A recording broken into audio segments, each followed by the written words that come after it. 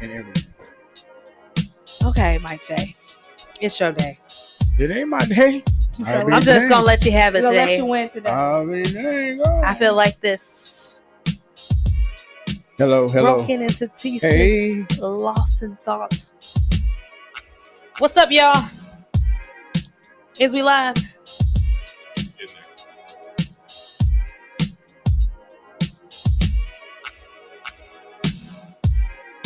Kathy, you be sitting there looking like these folks is crazy.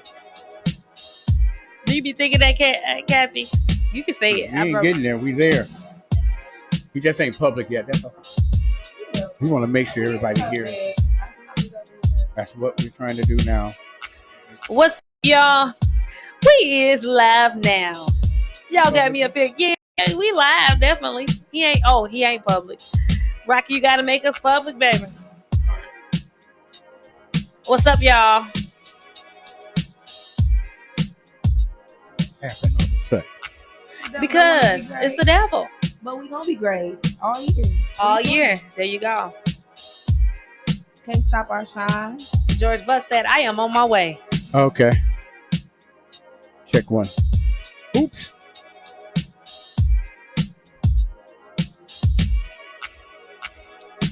Hey, y'all. Hey, sis. How you doing, Regina Hobbs? How you doing, my 100 strong sister? How you doing today, girl? Happy New Year's, everybody. This is our first show of the year, you guys. Wow. Check in. Let us know where you're from. Where you're from. Don't be scared, and also don't be afraid to make sure you guys share us. We want the world to know. What's good, G-Todd? Hey, G Sneezy, what's up, dude? G-Todd, if you can hear us, man, say you can hear us or something, and please tell us if you can hear us and if you can hear the music. I missed your call, sis. Wow. Nothing just... What happened? We got 9 people on here. Y'all is ready. We missed y'all. I ain't even share nothing. G-Todd, if you can hear us, man, or if anybody can hear us, say we can hear y'all good. We want to make sure. Yes. That everybody. Hey, y'all. What's up? What's up? What's up?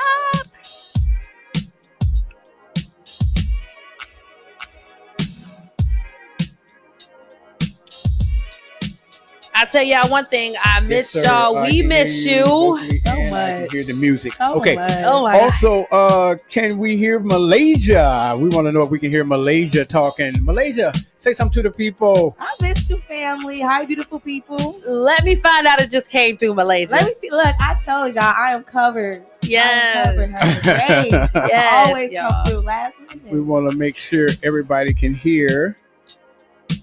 It's That's the first of the year. You guys know there's always some technical difficulties because we've been out for a while, chilling with our family. But now we're back with our Soulful Discussions family, you guys. Welcome back. Welcome back. You guys are in for a real treat. Rep where you're from. Don't be scared. Y'all make sure y'all let us know where you're from, what city you from, what you got going on. Or just stop by and say, hey, y'all. Don't be scared. I promise we don't bite.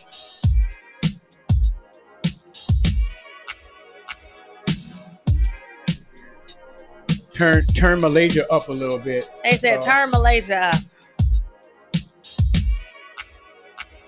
Say something, Malaysia. Let's go. What's up, G-Ty? How I sound? Oh, snaps. There she go. She's there. There she go. There it is. Leave it alone. Control. Don't you touch it, Rocky. Oh, dang it. Rocky touched it. Rocky, we just told you don't touch it. Turn it back up. How we doing today, y'all? Thank you, G-Tide, man, for all the information that you can hear Malaysia just a little bit. He's saying turn Malaysia up. You can't hardly hear Malaysia, so turn up. We want to make sure everybody can hear us. That's the main thing right now. We want to make sure everybody can hear us and hear the music. This is 2020. We are back. Soulful Discussions. Yes. He said, G-Ty said, there it is. We're there. We're there. Womb. Oh, Shout out to Rocky for always making sure that we're right in the building, Rocky. Rocky. Shout out to DJ Shadow. How you doing, DJ Shadow? How are you? Constantly sending us information about what's going on around the world. We love it.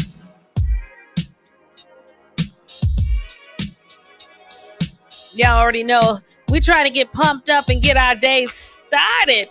Regina Hubbs from Rockville, Illinois said, I'm at home relaxing. Shout out to my girl. Shout out to Stephanie Ortega.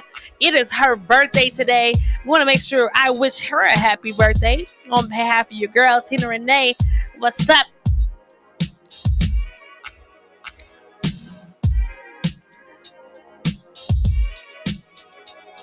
Yes. Okay. Yeah. Now, like I'm half picture. You said what? Look like I'm a half picture right now. You look like you definitely need to come I'm on up, the Mike. edge or something. Come on That's up. What it is? Come on up, Mike. Scoot on up. I want everybody to see Mike, y'all. Yes. Y'all know. It's a special day for Mike. There you go. Oh my goodness. Today is all about Mike J. And we're going to talk about to a couple other folks. We got George Buss, a.k.a. Mr. Abraham Lincoln in the building that will be joining us. And my friend, my brother from another mother, 4-7, all the way from Rockford, Illinois, as our artist spotlight tonight. Today we're going to talk about the unscripted life of Mike J. People don't know everything that he's been through and folks that he's worked with, some of the A-list celebrities. So today, we going to get down to the nitty gritty. We want some of that scummy yum yum, all that good stuff. Mike, and he can't be scared. He cannot plead the fifth to that. Let me tell y'all this right now. I'm at the round table. Yes. Okay. I'm gonna let you shoot it at me. And we're going to get it. Let you do it. You going to catch it. Yeah, and I'm going to catch it. We're going to see. And if I plead the fifth, don't y'all get mad. No, we ain't no plead the fifth today. Yo, we going to get down to the nitty gritty when we talk about Mike. We're going to talk about promotions. We're going to talk about the growing up of Mike J. Relationships. Everybody want to know. Uh-oh. I want to know. I want to know everything. And on top of that, we're going to talk about work because he's one of the hardest working men I know and a man that never sleeps. So with that said, his mind is always going. So you're going to get an in-depth look at Mike J in total tonight, y'all. We'll be ready in just a minute. Shout out to Terrence Hillard. DJ Attaboy is in the building. Maurice Muhammad. Everybody's checking in. BBG is checking in. What's up, y'all? Lisa Marie Palmer Williams. What's going on? Long time no see. How you doing? Also, Mary Bland, how you doing? Courtney LaRocca, what's happening? Also, let me see. Oh, J Biggs. J Biggs have checked in. Also, Atlanta. Man, what's happening? Yeah, Atlanta is definitely checking in. But I do have that brand new Kamal. Oh, I can't wait to hear it, Mike. From Atlanta, man. Yeah, that brand new Kamal, man. Right now, we definitely got that. We definitely got that right now looping right now. So we can't wait. Okay. Let the world hear. DP all the way out of Arkansas. Little Rock, Arkansas is in the building. What you got over there, Malaysia? Actually, I'll be right back. George is here. Oh, wow. She said, I got to go. George is here. She's going to be right back. George Buss have made it to the building. Yes. Cammy Cole. Listen, Cammy Cole, what's going on, girl? What is happening? We have been spinning your joints since we have started this show. I'm telling you what, we need to get an interview with you, girl. I'm telling you. What's going on? Cammy Cole is like hot. Ooh.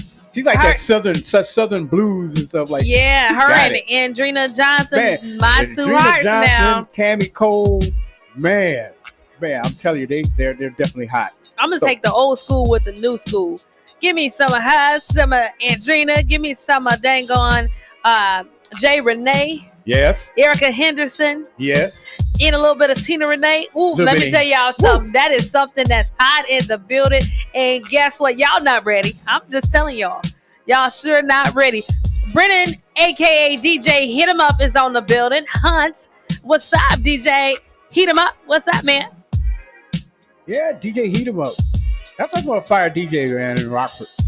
He's like one of the fire. Let me tell you something. Rockford got some heat, man. When it comes to DJs, I've used him. I've used DJ Attaboy. I've used Marco Polo. I love him. He's my personal DJ. And you know the man. DJ Flash from 106.3. I love him. That's my heart. That's my brother from another mother. Lisa said North Carolina's in the house. Hey, what's up, North Carolina? As we sit back, we're just kind of waiting on our guests to come through. Definitely. Tell me where you're from, everybody. Somebody need to tell us where you're from. Tell us where you're from.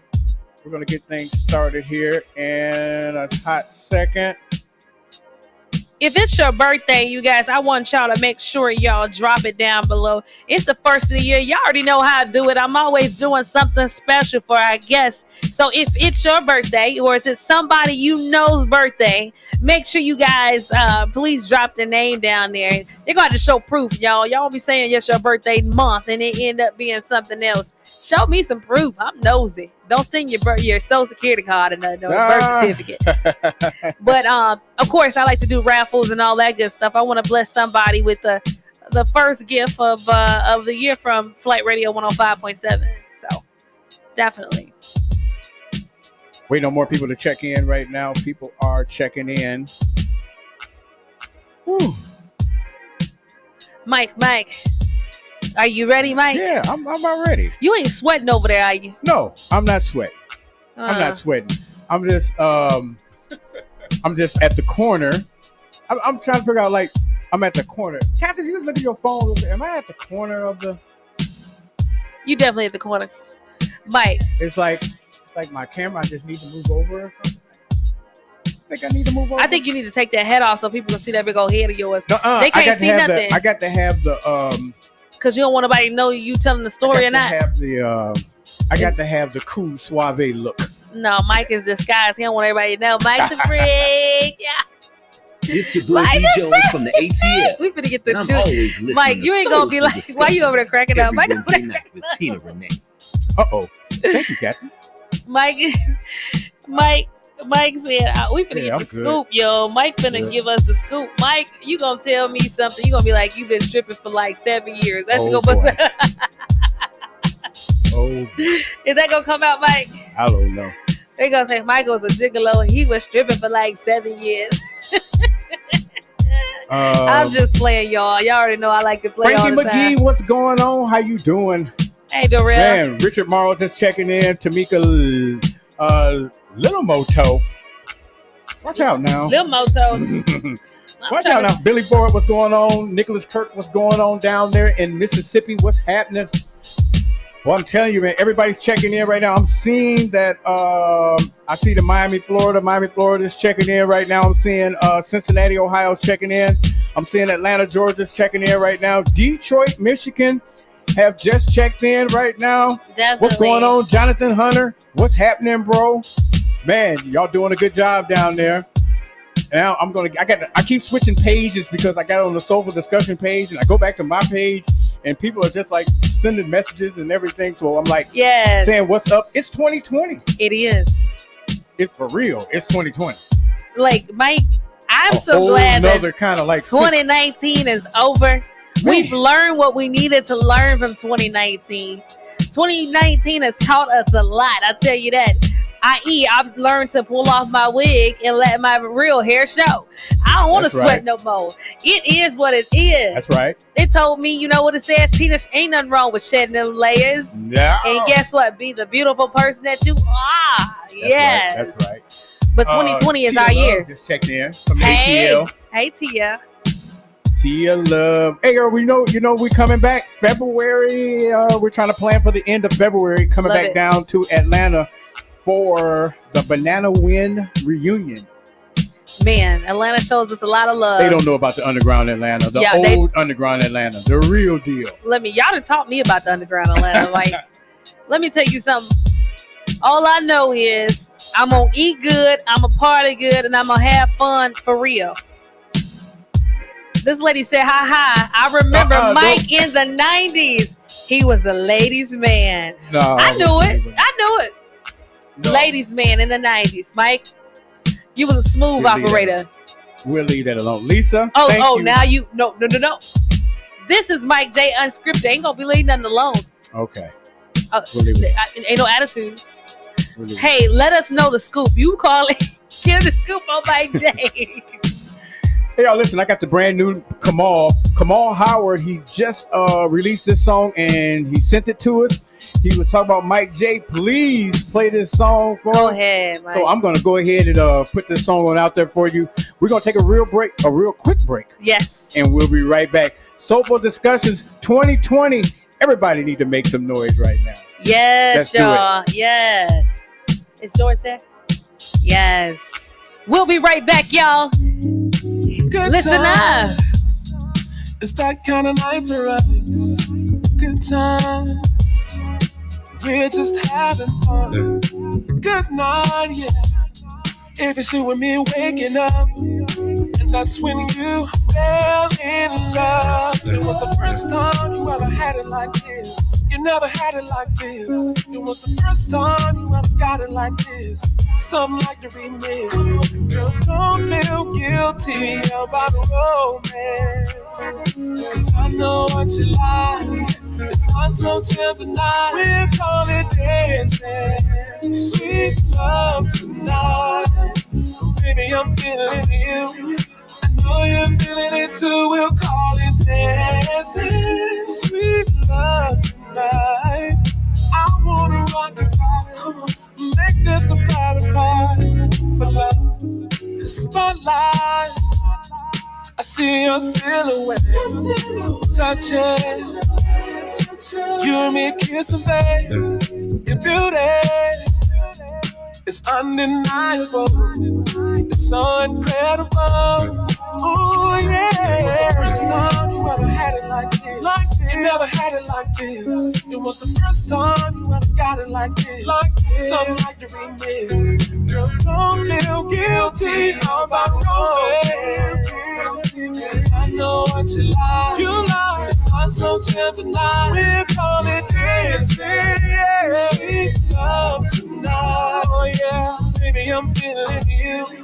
I know you're feeling it too. We'll call it dancing. Oh, baby, sweet love tonight. I wanna rock your body. Make this a private party.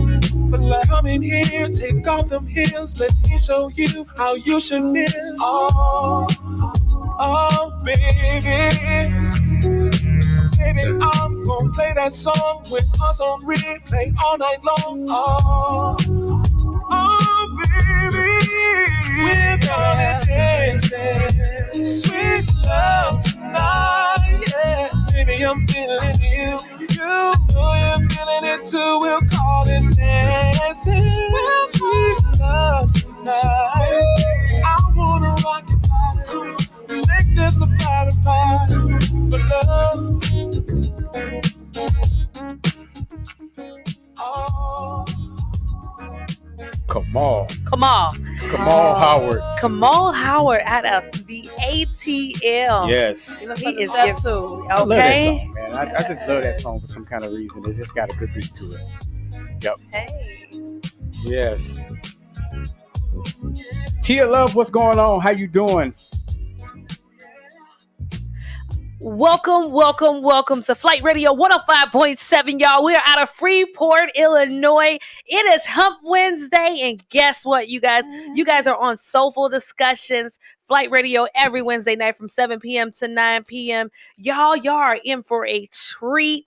We have an amazing lineup. We have George Buss, aka Mr. Abraham Lincoln, in the building today. We're also going to be doing a sweet treat with some unscripted knowledge about Mike J. Oops. We're going to touch some couple things, y'all. We're going to talk about professional. We're going to talk about relationships, work, all that good stuff. And guess what, you guys? Nothing is off limits. I'm sorry. You cannot plead the fifth, Mike J. Then on top of that, we're going to double down and we're going to go all the way to Rockford. And we're going to see my brother from another 4-7 is in the building. Y'all in for a treat, Malaysia. Yeah. They not ready. They not. It's the first show of the year, so you guys know how we get down. We're going to give you guys some fire. I'm going to slide it over to Malaysia. Malaysia, what's going on, girl? Hey, I'm just happy to be back. I am happy to be back, too. I miss you, girl. I miss y'all. Oh, my God. So a lot has happened since the last time we spoke, guys. So let's get into some hot topics, okay? We're going to start with the Australian fire. Since September, 15.6 million acres of Australia has burned in one of the country's worst fire seasons on record. The fires have now killed at least 25 people and destroyed almost 2,000 homes. The blaze turned skies orange and made breathing the air in Sydney as bad as smoking 37 cigarettes. The destruction to the country's land and biodiversity is harder to fathom. An estimated 1 billion animals have been lost, and scientists fear for long-term damage to many sensitive ecosystems. Wow. Yes. That like came out of nowhere. I know they were saying that it was a couple of folks set that fire, but just think about it. I was watching on the news that how everybody was just like crying and just to lose like everything, animals. And I know there's a lot of animal lovers. I'm an animal lover, but to lose all that within a short period of time, there's so much. It's scary. Almost like the really last times we're in the last days for real. To see that, scary. And I think their wildlife, they hold a lot of endangered species that we can no longer find across the world. I think we lost a lot of special animals. It's just gone. Just threw out with the fire, right? With the fire. Yeah, with the fire. So now, did you see or did you catch about like they were saying like 25 people started the fire or something like that? I didn't see that, Mike. Man, it's just like 25 people. What were they thinking? Right. Like, I mean, be honest, think about how many millions of people this is going to affect. Now, people don't think about it's not just short term. Mm-hmm. Once they put that fire out, it's long term. Yep. Right. The pollution in the air, the things of that nature, and how it's going to affect people years down the road. It's going to be crazy. And then to think about it, people don't understand, even though that's in Australia, it's definitely going to touch other countries and things of that nature, and that's where we're going to see some of the climate issues and things of that nature, and it's just sad. So much going on. The point that brought it home for me, I saw a comparison, and they had put the map of Australia over the map of the United States, and that brought it home. Yeah. It's no longer in the southern hemisphere. It's like, how big is this? Yes. Huge. This is going to be scary on top of everything else that's going on in this world. Just to see that, it's almost scary. I believe I think it counts for about 19% of our oxygen, the world's oxygen. So I think 15.6, I think that's about the size of Utah that's burning up right now. That is insane. Definitely. And I was researching it, and they said part of it does have to do with climate change. Oh, definitely. It's hotter than it's ever been. Definitely. Things are drying up quicker than it's ever been. It's off.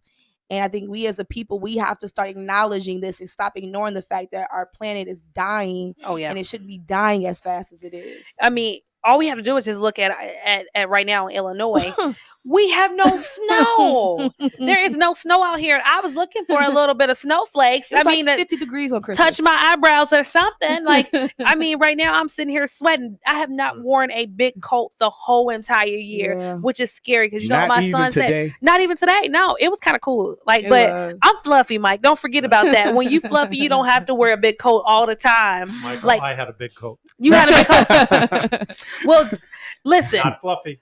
Mr. Abraham Lincoln, you're high tall, up there. okay? You're tall up there. So that wind is hitting you faster than it's hitting me, okay? I'm way down here. Ma'am. Yes, you're like 7 foot. How tall are you, Mr. Bus? 6'5". 6'5"? 6'5". Okay, let me take these heels off. I'm probably 4'2", okay? There we go. All right. But yeah, it's scary, you guys. I mean, just pray for the Australians over there. You guys, we got to love on each other. And you know, the thing about it is I see a lot of when things come, crisis come, we just got to help one another. Yeah, we do. We really like do. We all need to pray. So I would just say, let's take a moment, just this moment of silence for, you know, what's going over there in Australia, y'all. Yes. All right, y'all, we back. That was just a real quick moment, wasn't it? It was. But it's serious. Though. It really is, y'all. Like, it's so much going on, and we're gonna talk about a couple other things that's going on around the world too, Malaysia. We're gonna get to some other stuff though, right? What you got for us? We have a dose of positivity. A group of Black men has started a marathon book club inspired by Nipsey Hussle's love for reading. Yeah. So shout out to that. Definitely. You know the name of the group? It's called the Marathon Book Club. The Marathon Book Club.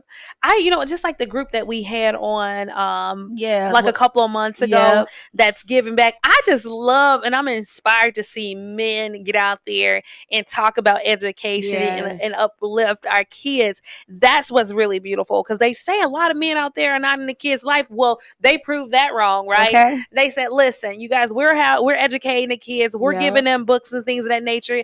And it shows that when men are in the kids' lives, no matter what facet, whether it's the uncle or grandfather or whatever, it shows that the kids have a little bit more strength because they have that discipline and things of that nature. So I'm excited about that, y'all. Shout out to what y'all doing out there in the world. And they're bringing back something that most people don't do, which is sit down and read an actual book. We're so quick to get on our phones, read an article, and count that as reading, or get on our ebooks. But it's different when you have that book in your hand, and it's inspired by all the books that Nipsey, I believe, read. And I'm not sure all of what he read. You know what I'm saying? But I'm pretty sure, being his character, that they were educational, knowledgeable books. So, I'm excited that they're deciding to do something a little bit different. We're sitting down, reading a book, educating each other, educating other people. So maybe it's something we can start locally, people. You know? Yes. We got an awesome library, so check it out. Readers are leaders. Yes. And leaders are readers. There you go. There you go. Now, y'all hear that voice right there, Mr. George Buss. Yes. Now, listen, I was redoing my research on you. Before you became, jumped into the role as Abraham Lincoln, you were a teacher. Mm-hmm. Freeport District 145. Yes. 27 years. Now, wow. I'll tell you, we already definitely have a shout out to Mr. Buss, and that's from Marva Dixon. Oh, my. She says, Mr. Buss is one of the best teachers ever. Wow. Gets me right here. You was definitely a great teacher. Well, appreciate that. Brother. Michael, yes. I've got to give a shout out to you. Yes. You sat in one of those chairs in my room. Yes, I have. And what wonderful memories. So when this all came together. Yes. But Marva, you think back to all those kids. Yes. And we all learned. Yes, we did. And, in those days, 5 or 6 students might be tardy. Right. 5 or 6 students might have some issues with homework. Right. But we got our job done. Yes, sir. And I tell the new teachers that, and they look like I came from Mars. Oh, my goodness. Like, well, no, really? they need to be listening to you. Huh? Exactly. I appreciate that. Yes, sir. That's what they tell Mrs. Buss when they see us on the street. And they'll say, he was hard, but we had fun. Right. There you go. There you go. Wow. So 27 years in education. Well, at Freeport, and then the last 10, I worked for Avid Center in San Diego when we had the equity initiatives here at Freeport. Wow. And I worked 10 years with them. So wow. 37 all total. And I still do a little work for them, little consulting work now and again. So what made you get in the passion for education? Like, what made you, 37 years? That's a long time. You don't see that nowadays. My Freeport teachers, East Side Pride, Taylor Park. Yes. And that was the start. Yeah. And they looked out, and I thought, it wasn't very easy for me, but I thought, if I can come in now and be the teacher in the classroom, can I help bridge that gap on what made it difficult for me to make it easier for the next generation? Definitely. And I think I never forgot the difficulty of being a learner. Wow. Even today. And so that notion is, all of us are smarter than one of us, right? Including the teacher. Okay. So therefore, let's learn together. Right. It's not about me lording over you. Right. We're here in this room. Right. Let's learn. There you go. Yeah. Oh man, I love it. Wow. We actually had a group of teachers here on our show a couple of months ago, and it was a beautiful thing. At that time, they were going through a strike in Chicago. Oh my. And it was crazy because the teacher said, you know what, we did the strike for our kids to get the resources that they need inside of the building. the teachers nowadays is totally different than it is 27 years ago. Yeah. 27 years ago. But what are one of the things that you would like words of wisdom that would you give teachers that's in the profession now that you look at them like, listen, if you did this, then maybe the kids will start listening now. Actually, one of the teachers from Texas that I tweet with on a regular basis. Okay. And she was talking about the babies coming back that she had taught. Now she's on second generation. Wow. And the question was, the teachers need to know the neighborhoods that the students come from. There you Right. go. And so I just was thinking out loud, and I thought, well, I'll tweet that out. And I said, how about live in the neighborhood, live there and know the neighborhoods. Definitely. And there I was 8 blocks, all those years, 8 blocks from Freeport High School. Wow. I knew the neighborhoods. I Right. knew the kids. Right. And so that was, when those things would come in from the neighborhood, we could address it. Right. Mhm. Because But you if knew you're their struggles. If you're driving in from somewhere else, Mhm. well, then you don't know. Definitely. Right. Definitely. Right.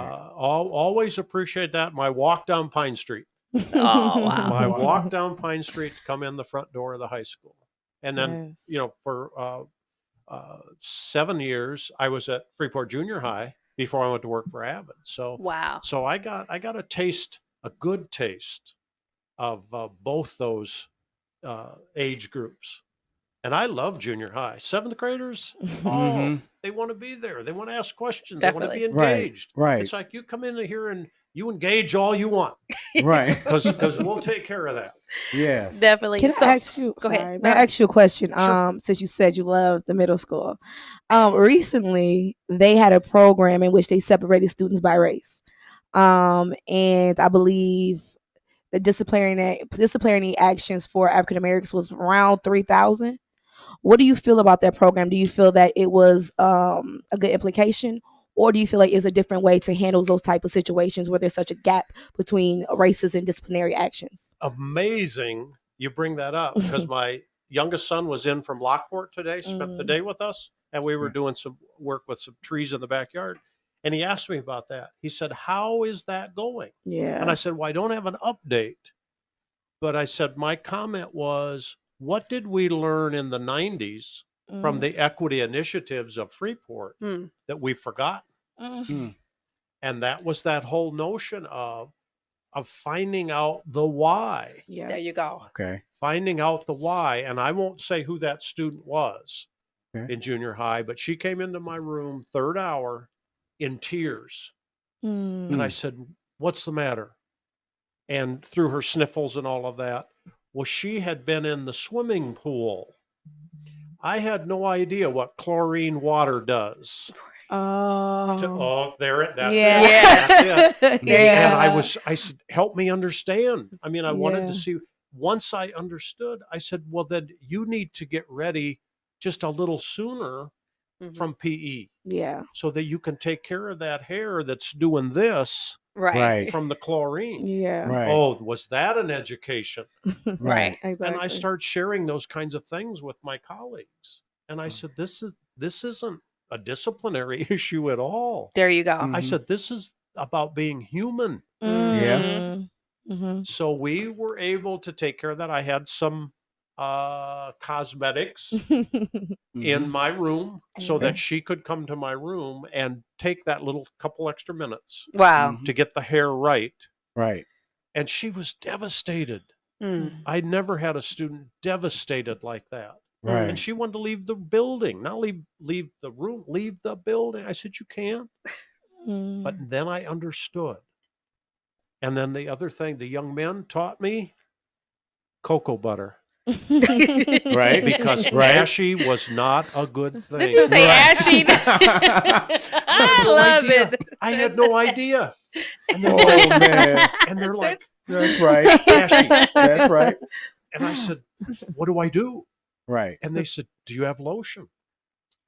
I said, Can't put lotion on. Well, We I need some said, cocoa what? I butter. said, tell me.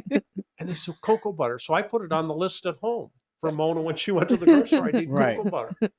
She said, what? I said, Right. for school. I said, the biggest bottle you can find Yes. Right. with a pump. Right. Mm-hmm. And that was those lessons. But I think that's what the student said. He understands. Right. Now we can learn. Right. Yeah. Right. The teacher understands. Yes. I think also building trust. I mean, as I listen to some of the things that you're saying, you built trust with those students. You took the Most time to definitely. get to understand them. Now it's just like everything has to happen over Oh. like now, Mhm. and I think that's what separates teachers that's in it for the passion of kids and the ones that's in it for the money. To be honest, I don't think financially a lot of teachers should, are getting paid what they need to, because they're the ones that set up the foundation. Yes, ma'am. But the taking the time to understand the kids that may not look like you, walk like you, talk like you, maybe having those struggles at home where light bills, things of that nature, Mhm. hunger and things of that nature that may take place. To see you say that means a lot. I'll tell you one thing, because I'm pretty sure that you touched the lives of all the students that you've come in contact with over the years. And I think that's a long answer to your question. Yeah. For those new teachers, and I've had the blessing of meeting with new teachers at Rock Valley College. They had me come over in Rockford College and do one night with some new teachers coming in. I said, you got to know those kids. There you know go. where they come from. There you go. And know them. They'll learn. Mm-hmm. Because they'll tell you what's difficult. Yeah. Definitely. Wow. So 37 years and you step into a different phase. You jumped out there and took a risk. What made you do it? Lincoln in Taylor Park. Okay. I ate lunch on his right shoe in 5th grade and 6th grade. Had no idea why that statue was there. It was Abraham Lincoln. Right. Okay. Right. And then our junior year at Freeport High School, the debates were talked about in U.S. history. I was like, okay, this is significant. This man came to Freeport and changed how we think. Mm-hmm. And then Rich Sokup, shout out for the late Rich Sokup, insurance man. He played Douglas in 1958. Wow. And we met at Royce Fountain. This is the short story. And he said there were some guys coming down from Stoughton, Wisconsin. They wanted to see the debate site. It was a parking lot. He said, we've got to do better than a parking lot for this. And he wrote a short script, and he sent that across the table. And he said, I want you to look at this. I want you to read this. And it was a good script. I said, so what are you going to do with it? He said, I want you to do Lincoln. Wow. So that's where it started. But I remembered Lincoln in Taylor Park. I do too. And the impact of that. So it's just I'm East Side till I'm gone. Yeah. But that whole East Side pride and what that meant to go to Taylor Park. Definitely. And then to have that impact. And now you know what the debate site is in Freeport. Well, that was from that early work. Wow. And C-SPAN came to town, and then this thing just grew and grew. And I can announce to the viewers for the first time, it's official. Oh, Lincoln is going to Germany. Wow. What? Congrats. Congrats. There's quite a following there. Yes. And now it becomes international. Yeah. Definitely. What places have you visited? Because I was doing my research on your website, being nosy, as you can see. Actually got some of the wording from your website. And I appreciate that. That was so kind of you to include that. And that was M45 Marketing put that all together for us here in town. But it's 25 states so far, including number of venues in Washington. In fact, I'll be going back first week of February to do some work on the Hill with the National Heritage areas. Wow. New York Historical, San Diego on the West Coast, selected schools there. Mississippi State. Yes. Lincoln in Mississippi? Right. What is that? The Frank and Virginia Williams Lincoln collection, some 40,000 documents and books and artifacts are there, along with the U.S. Grant Presidential Library. Nice. And they wanted that at Mississippi State as a act of reconciliation, that those children that are on that campus at Mississippi State have the ability to interact with world-class collections.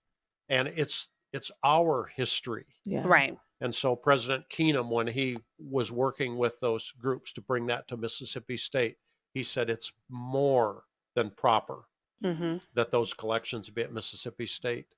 So Newport News, the Mariners Museum, site of the Hampton Roads, where the first counterband, when they came to Norfolk, and they came to Butler's camp, and they said, "We're here," and Butler could have turned them away. Said, you go back to the plantations. He said, no. He said, you come in. 10,000 contraband of war. Wow. That he protected. Wow. So that story, we tell that rich story of our history. So at the Mariners Museum, I've been doing that for 15 years. Yes. I can't even believe it. But Chicago, and I've done a whole lot of work at the Illinois State Fair with the Abraham Lincoln National Heritage Area and the Looking for Lincoln Coalition, and that's now we're here in Freeport a part of that coalition. Wow. Thanks to Congressman Bustos and Congresswoman Bustos and Congressman Kinzinger, who put that together, so Freeport could be a part of that. Awesome. Go ahead. That puts Freeport on the map. Yes, he does. We're going to keep it. There you go. Keep doing it. That's time right. after time after time. There you go. Was asked to do the Gettysburg Address when my good friend Jim Getty passed away. Done it 40 years. They said, we need somebody to now come forward. They didn't ask. You said, hey. They said the board, they sent me a text.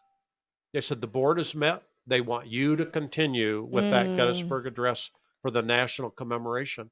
And I said, Tina, is there a question here? And she said, no, be here in November. There you go. That was 5 years ago. There you go. And when they introduced me, they say, this man is nearly the same weight, nearly the same height as Abraham Lincoln. Yes. And he comes to us from Freeport, Illinois. Wow. Look at that. That's the whole introduction. Definitely. Man. Almost definitely. All right, y'all.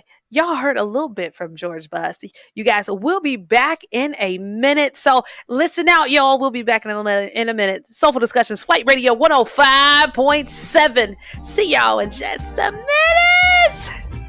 Every day I get dressed just for you. Every day I look my best just for you. And I buy all these nice things, fancy cars, and diamond rings just for you. Hey. Oh, so all the ladies can prove alone. Hey baby, I do it all for you.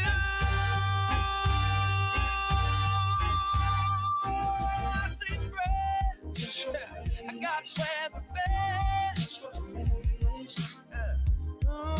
I do it all for you. I wrote this song, spray my cologne. Hey, I do it all for you. Yeah. Look, red bottles for the red bone.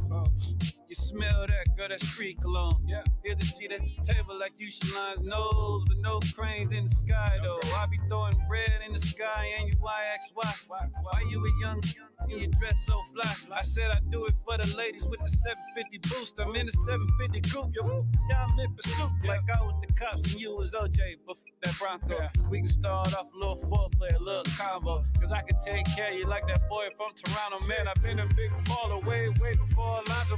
Damn, you the baddest, girl, you way before average. Third fingers, earth carrot. Damn it, you a savage. I got to have the best.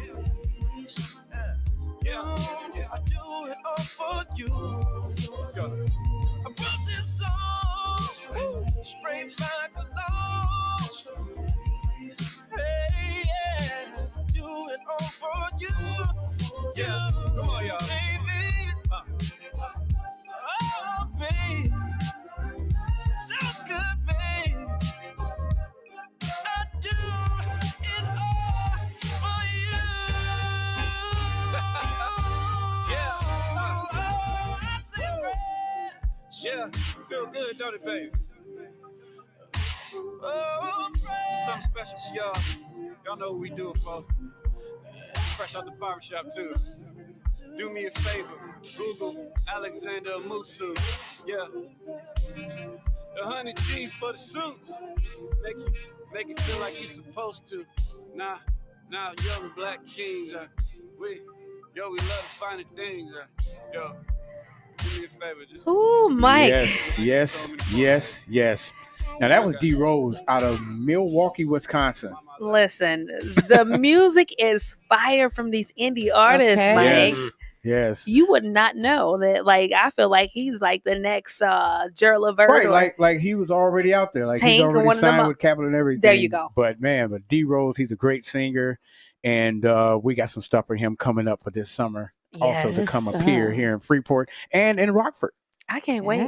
Yes. I just want to let all our listeners know 2020, you guys, we already working on 70 events. We're trying to do an event every month for the 815. So y'all are in for a real good treat. That's right. Malaysia, they don't even know. They don't. They don't even know. But we do got a secret. We can't tell y'all. That's right. You know, when we got that secret, we got to keep it up. We keep it closed. Our own NDA. We got our own. But when I tell y'all, we sign our own NDA to ourselves. Huh? When I say it's a blessing, sometimes people don't realize. Sometimes you just gotta shh and be patient. That's I think right. 2019 has taught us to be patient and start preparing. That's so true. For that next level. Yes. And you know what? I'm telling you one thing. The only thing I can say is I'm full of smiles. Full of smiles, y'all. All right, y'all. Welcome back. We got George Bus in the building. Mr. Bus, what inspired you, man, to step away from school, like teaching, being an educator, and then going into doing Abraham Lincoln? Like, how hard was that? I miss the kids. Yeah. I miss the routine and those interactions. But I turned 60. And I thought, I've got this decade from 60 to 70, and I feel good. Mm-hmm. So maybe I take care of myself. And we've got new teachers, young teachers with enthusiasm. And you've got to, you don't always want to wait. Right. Till you don't have your A game. Yeah. And then folks say, oh, well, he should have got out. Yeah. Mm-hmm. And I think if you quit when you got your A game, then you can rest well. Yes. As you said, I've done my job. There I've you been go. a good and faithful servant. Yes. But now it's time to go. Yeah. Right. And there were folks that were calling and emailing and sending notes, and they're saying, we need more Lincoln. Yes. And they were extremely complimentary. And I thought, well, now I can stay, but then I lose that opportunity. Yes. Like when I went to work for Avid. Yes. And I left Freeport. That was hard, but we mentioned about Chicago. Yes. And here we implemented Avid in 8 high schools in Chicago Public. Okay. And here's Zedra Parker Foster. Oh, Zedra. Okay. That's my cousin. Comes up to me Mm-hmm. in one of the trainings at the hotel. And I'm like, oh my wait a goodness. minute. What? I was trying to think, what school did I have? She said, Mr. Bus, it's Zedra. Oh, wow. And of course, everybody around there. So here was the next generation of teachers. Right. Mm-hmm. So I feel good about the students I taught and their ability to lead. They're bright. They're bright. And now they need opportunity. Well, I can't always be there. Right. So now this is the opportunity for them to come. But there was these folks asking for Lincoln. Mm. And I had run out of time. Well, now once my retirement was settled, folks said, "Oh, you're retired. Now you got nothing but time." Right, to Eugene, Oregon, for our foundation, and you can come to, fill in the blank, 25 states. Yeah. Wow. Right. And it's just continuing to build. 2020 is going to be a watershed year. Yeah, especially when you're going to Germany. Take me Yes. with you, okay? There we go. What's your next event? So February, I'm going to spend a week in Washington with the National Heritage Areas. But on Monday morning, the 3rd, I'll be in the Library of Congress looking at the Lincoln and Civil War papers with Michelle Crowell, who is the curator. Yeah. Wow. And they want to make that a media event. Yes. And then I'll be on the Hill with some Appropriations Committee members talking about what we can do to enhance the visitors' experiences in Illinois Right. with the heritage area, the Abraham Lincoln National Heritage Area. Wow. And they like to hear the first person. You know, when I have a person come up to me from Japan Mm-hmm. and just want to know all they can know about Lincoln in that short interaction, they take that with them home. Mhm. And then they want to come back. Yeah. And that was my good friend's Angela Meyer from Germany, who's been to Freeport. She comes for the event in August for Lincoln and Douglas Wow. from Germany Wow. to Freeport. Well, So- we got to experience Abraham Lincoln. You got me Yes. excited for Well, maybe we'll put that down. I like part it. of that 2020. I like it. We'll come. Maybe Lincoln shows up. We Yes, can do that. We can definitely. do that. So, and then I'll be the keynote for the Lincoln group of District of Columbia Right. on the 11th. Okay. They want me. This is my third visit with them, Uh-huh. but they said, "Can you come back and keynote our annual meeting on Wow. February the 11th?" So, but they don't want Lincoln. Mm-hmm. They want George Buss. Oh, look at Oh. that. Well, they get the Look at best of that. both We're worlds talking somehow. about That's just what great. we're talking about here: the Wow. how and the why, Right. Yes. and what's come out of that work. So, and then March we head to Memphis, Okay. Love it. Essie Mm-hmm. and company in Memphis, to board the American Queen steamboat I love it. Okay. to take a trip to New Orleans Wow. by paddle wheel. And So, I'll so, do- you're going to take You're the booked and Mississippi busy. all the way I to know. all the way to Booked New and Orleans. busy. Wow. And for those guests, some 400 guests on that boat, Wow. they're going to learn their Civil War history and their Lincoln history. But I've been performing with them since 2012. Wow.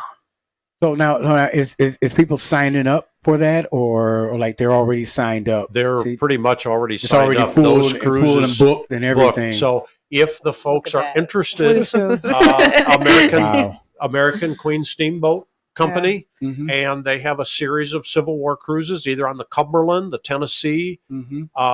or the Mississippi. Mm. And you just say, which one's Lincoln going to be on? I know. So where can everybody find you, Mr. Buss?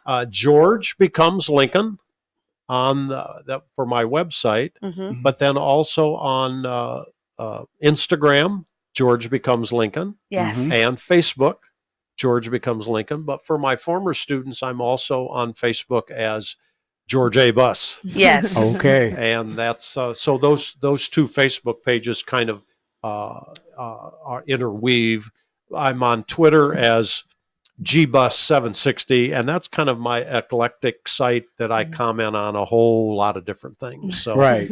Thank you. But you'll see this face on Twitter, but you'll see me as Lincoln on my other sites. So, Wow. Okay. I looked at those pictures. I was like, he looked just like Dangle Abraham Lincoln. He has the, I remember you Like having the the hat, hat. everything. Everything. Yeah. And how long do it take you to transform into Abraham Lincoln? About an hour, Michael. Wow. I can't. I've got to start from square one, and it's darkening this with mascara.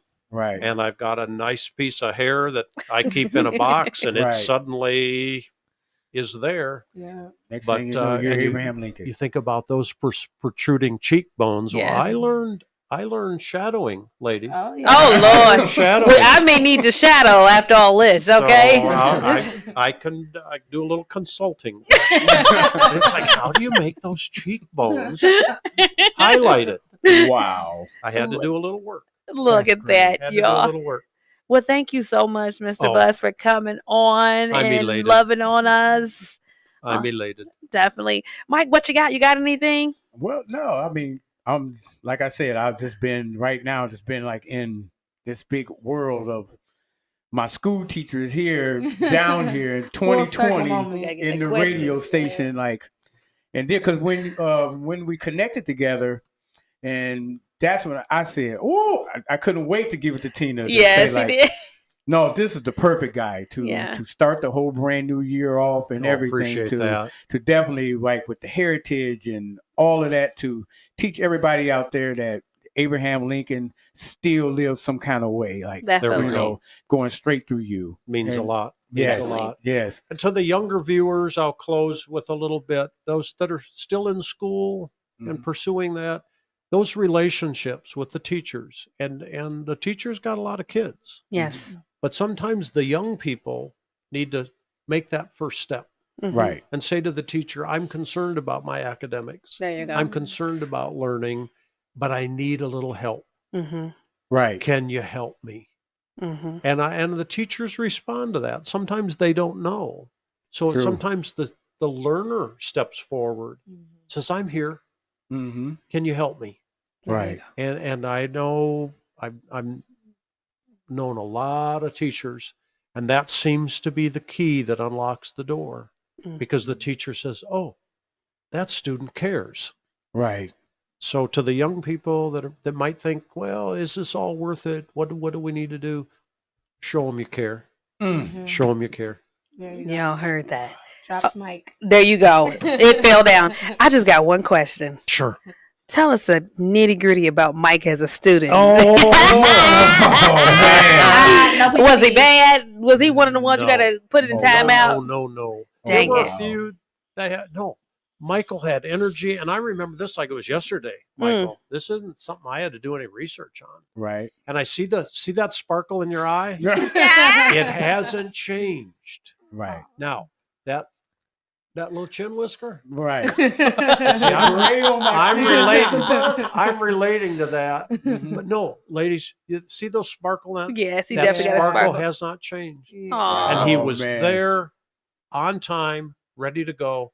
And the general comment in those days, and even to when I retired, what are we going to do today? Yeah. It wasn't like, no, Right. what are we going to do today? Right. So there was an attitude that gave Michael altitude. Okay. now. Hey, I'm don't proud of And, Yeah, that, nice. and we didn't look back. Yeah. Look, you was a brown noser.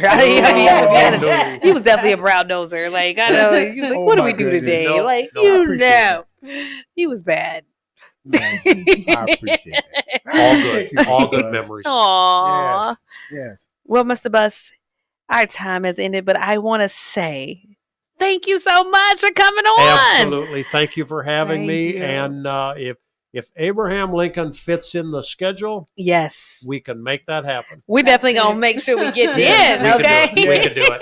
We got your contact now. We can do it. Definitely. There we go. Thank you so much for your time. Absolutely. Thank you. All right, Good y'all. night now. All right, y'all. We'll be back in just a second. Coming up, y'all, we're going to get the nitty gritty about Mike J. You guys, we're going to play Ask Mike Anything. So don't feel free to call in 815-312-3172. If you guys got some good stuff about Mike, your history, we want to know about it. Call back 815-312-3172, y'all. We see y'all. It's all about Mike J coming up.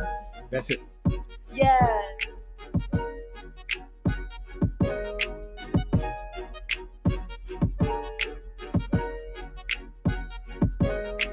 Boy, tell me what you've been waiting for. You've been holding back, but I've been needing more. And I know that you like to tease me, but right now I just want you to please me. I've been waiting. It's too bad you couldn't reach me, reach me, reach me. I was one call away from giving you all of my loving. I was one call away from giving you all of my honey. Call me back, I wanna miss it. Love ain't love, but no limits. I was one call away. I don't mind waiting for you to come to me. My body's calling for you to take over me. Now don't hold back from pleasing me. Call me right back and I'll believe it. I've been waiting. It's too bad that you miss me, miss me, miss me. I was one call away from giving you all of my love.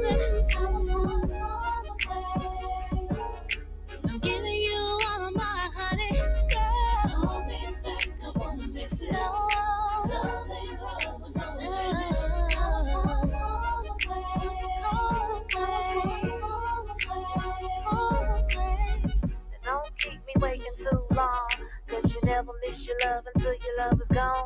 And don't keep me waiting too long, cause you never miss your love until your love is gone. And don't keep me waiting too long, cause you never miss your love until your love is gone.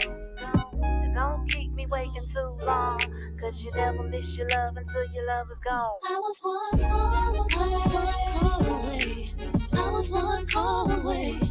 I was one call away. I was one call away. Call me back, missing. Loneliness. I was one call away. Don't keep me waiting too long, cause you never miss your love until your love is gone. And don't keep me waiting too long, cause you never miss your love until your love is gone. And don't keep me waiting too long, cause you never miss your love until your love is gone. And don't keep me waiting too long, cause you never miss your love until your love is gone.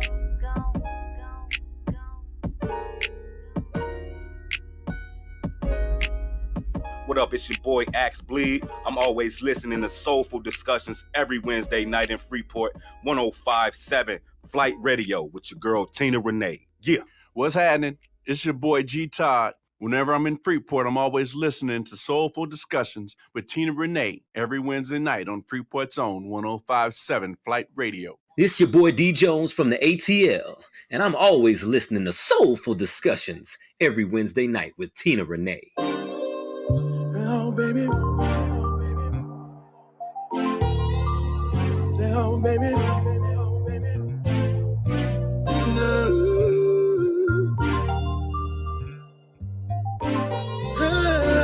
Yeah. I can't believe that you're in my life. Oh. I can't believe you became my wife. I've been it, baby. Cause I've been waiting for someone like you. Yes, it's true. Me and you, babe. Oh. Nobody else but you for me, girl. And let you know that, gotta let you know that, alright.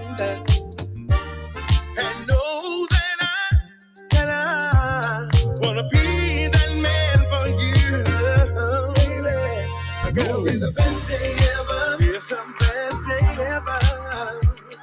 It's the best day ever. You're the best day ever. It's the best day ever. Oh, yeah. Yes, it's the best day ever. It's the best day ever. The first time I laid my eyes on you, I knew that you were the one for me. Been waiting so long for you to come in my life, baby. Oh, there's no more waiting, no. Cause I'm here with you now, baby. Let me be the one who's gonna love you forever. The best day ever, baby. It's the best day ever. The best day ever. The best day ever. Bitch, you came into my life. It's the best day ever. Best day ever.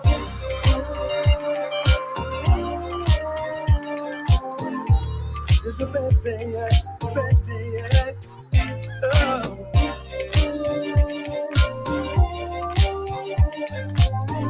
Like the way you make me feel. Hey. It's the best day. Hey girl, the way you love me, I can't explain it sometimes, but it feels real good to me. Real good to me. Real good to me.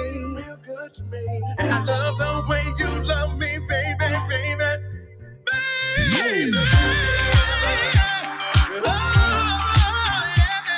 It's the best day. It's the best day for me. Oh, it's the best day ever. That's right. Yes, it's definitely the best day ever. Andy Stokes. And Yes. please remember, we It's the best day ever. Let me tell y'all where it's the best day. It's Wednesday. We do not own the rights to this music, but we do have permission to play the music. Yes, we do. We do not own the rights to the music, but we have permission to play the music. So, all indie artists, if you want to submit your music, you can submit it to WQJT Submit 1057 at gmail.com. Definitely, yo. Welcome back to Flight Radio 105.7 out of Freeport, Illinois. It is Soulful Discussions Day, aka Wednesday. It's Hump Day here from 7 p.m. to 9 p.m. every Wednesday. And in the building, y'all are in for a real good treat. We got 47 all the way from Rockford, Illinois. What's up, 47? What's up? Yes. Listen, 47, we're going to bring you in here so you can add in. You can ask Mike some questions, too. I know y'all don't know a whole lot, but you know what? You can probably help us out and aid us out with the Juicy Goosey, okay? Let's do it. Why So- everything's got to be juicy? Because we want the truth. We want the truth, the whole truth, and nothing but the truth, okay? Everything has to be juicy. Oh, definitely. If we ain't get the juicy juice, like, you can't be up here being Big R. shout out Kelly to my boy and not JD. giving us the R. Kelly shoot, like Don't the use triple. R. Kelly. Okay, don't use R. Kelly. Okay, No. okay, we can't use R. Kelly, but Nope. I'm but not near Russell that caliber. Simmons, There we go. we can't be Russell Simmons I'll and be not getting Russell. the details of it. Okay. Okay, Mike. That's right. So, Mike, y'all, just to let y'all know, we're doing Mike J Unscripted. So we're getting ready to dibble dabble into all of Mike history from relationships, growing up, promotional, because this man has seen some folks, okay, and it has helped out with promoting a lot of artists from Rockford in Atlanta and around the world. And then we're going to talk about your hardworking self that never sleep. Uh-oh. So, Mike, That's right. tell the world a little bit about yourself. How about that? Well, just to get everything kicked off, I was born here in Freeport, Illinois. Yes, you were. Born and raised. I'm not going to say the year. Matter of fact, I will. There you go. 1967. Now, that's enough. That's enough of government out there. What's your social security number? Right. Oh, dang it. I can't get That's that. enough You got of good that. credit? Now, Put your social security number out there. You said unscripted. Oh man, I was born and raised here in Freeport. I grew up in Parkside, which is the east side of Freeport, on the projects. Okay, In my we project. moved out of the projects. In other words, our family moved out of the projects after one of the biggest floods on the east side. Which Wow. the flood was like probably up to the stairs. Nope, it was up to our door. Wow. So they had to come get us some boats and everything. So my mom, God bless her heart, got us on out of there. And I grew up the rest of my life on Shawnee Street in Freeport, Illinois, which is the west side of Freeport. So when did you move to Atlanta? I moved to Atlanta in 2009. And then you were there from 2009 to when? I mean, no, 1999. I'm I sorry. was finna say, I thought you was there. I was like, Mike, there's no way you know all them folks in Atlanta. Right. Been there in 2009. 1999, I moved to Atlanta. I went there on a Pizza Hut transfer. I was managing Pizza Hut here in Freeport, which it was a Pizza Hut right now where the Starbucks is at. I started managing there. Then we moved the Pizza Hut down to Willard Drive, and we was the first Pizza Hut in the area to have a drive-through. Wow. You telling your age. Age for real. You telling your age. This man said you're the They first used Pizza to Hut that had a drive-through. You know what? Drive-throughs? Yes. I got transferred to Atlanta. A great guy transferred me, Clay Harris. I'll never forget him. From Ottumwa, Iowa, and that's where the company that owns Pizza Hut is from. And when I went for that grant to get transferred, man, he was like excited for me to go because of he knew like my drive and ambition. Like I really wanted to go. Yeah. But now the reason why I wanted to go, it was something different. For you, so you can get in them streets. That's what it was. Don't be acting like he's upset. Well, I was like, I started with Pizza Hut, and I just love cooking pizzas. actually, you wanted to get down there in them streets in Atlanta with all the popping. Well, actually, okay, to really, that was back in there. It was really popping. I started working when I was 18 years old at Hardee's. Okay. My first apartment was on West Street, and I was paying. Okay, I was getting paid $3.60 an Mike, hour. don't say nothing about no $3. Nobody even remember $3. $3. How much was Whoppers then? Like 99 cents. Was they Whoppers 99 cents then? No, Whoppers was $1 and I'm gonna say 59 cents or $1.70. But now y'all paying $5 for a Whopper. Whoppers was know they expensive. wrong. Whoppers and Big Macs was expensive back then. You had to really do good in school to get that Whopper. Yeah, to get I the Big was Mac and all excited that. about the 99-cent coupon that used to come out in the newspaper. Now I'm telling my age. Y'all know nothing about that. Y'all some little young babies. I'm lost. I didn't know Pizza Hut didn't have a drive-through. Okay.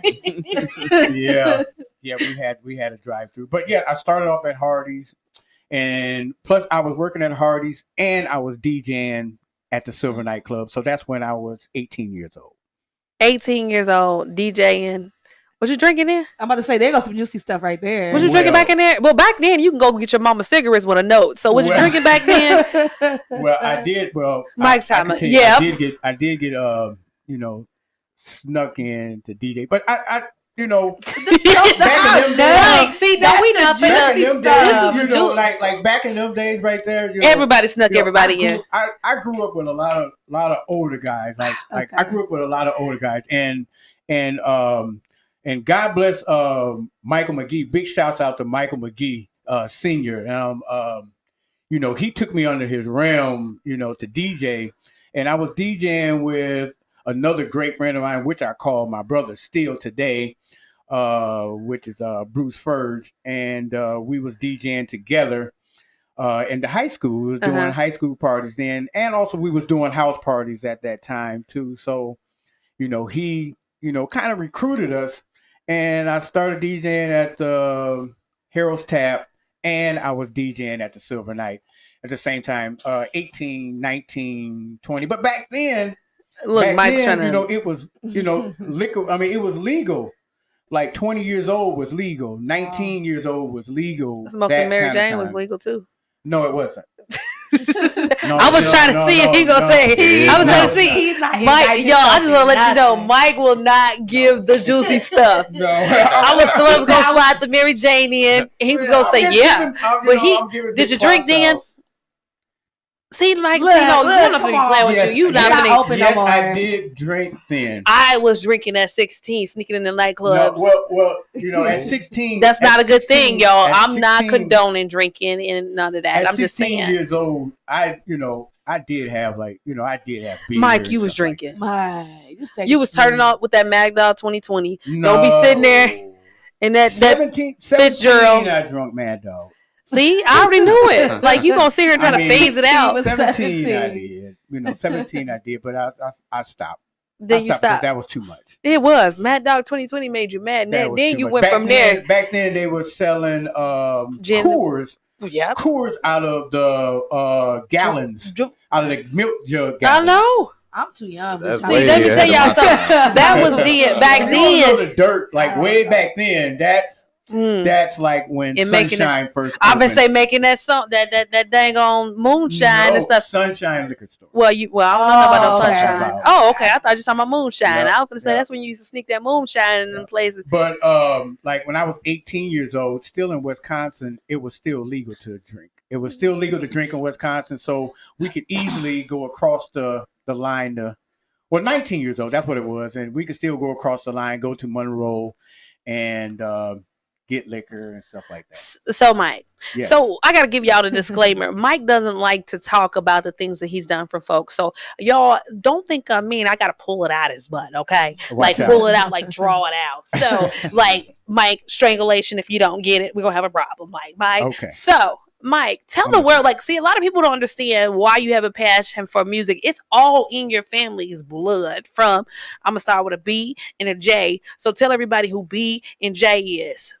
Well, B and J, if you're talking about Billy Johnson, that's my father. Mm-hmm. And then the other one.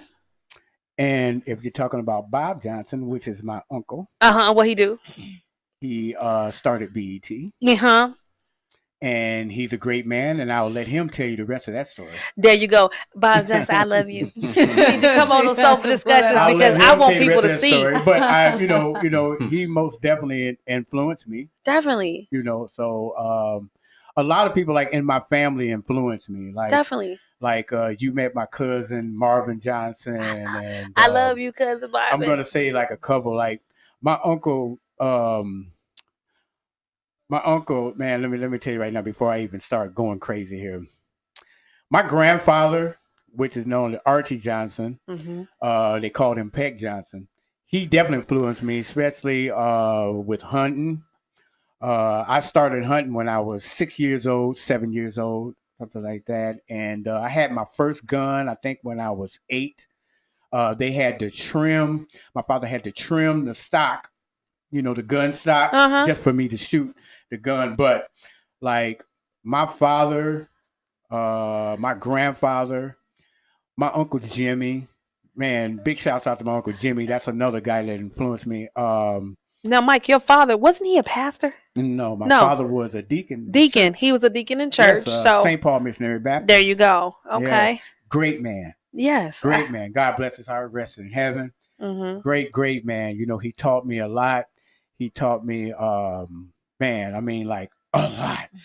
Yeah. He taught me a lot. Then half the time I was hard-headed. I was hard-headed. But my father was one of the gems. He taught me like really how to go out there and get a job. If he did not, my mom did. There you go. You know what? I'm gonna tell y'all one thing. Y'all don't know. Like Mike family is a family of go-getters. Like they're about the community, but also about the bag. Okay. And I'm gonna be honest with you. Mike is probably the sweetest, loving person that I know in the world. Well, and on top of that.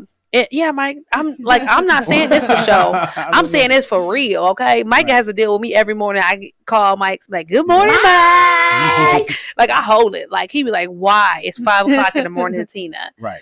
But the thing about it is, what I love about you, Mike, is your passion for music. Where did that come from? Besides Uncle Bobby. Well, actually, it really didn't like come through. Like my Uncle Bobby or nothing like that. It just came from DJing. Like. I used to DJ upstairs in my bedroom, and me and one of my like my favorite cousins, Tim Bankston, like him and another one of my great friends, Jay Kane. Big shouts out to Jay Kane. They used to sit in my bedroom. I used to be up there scratching. My bed. Run DMC used to be like my man, like who didn't my love best Run rap group. Yeah.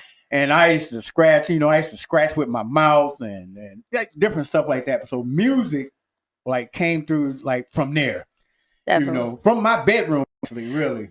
And when I say this man can DJ, Mike be in it. Let Mike get on that mic, boy. Like that music hit him. Y'all missed the 30 and up party. Mike, when Mike started doing this, it's on. Then he be right. DJ. What's my name?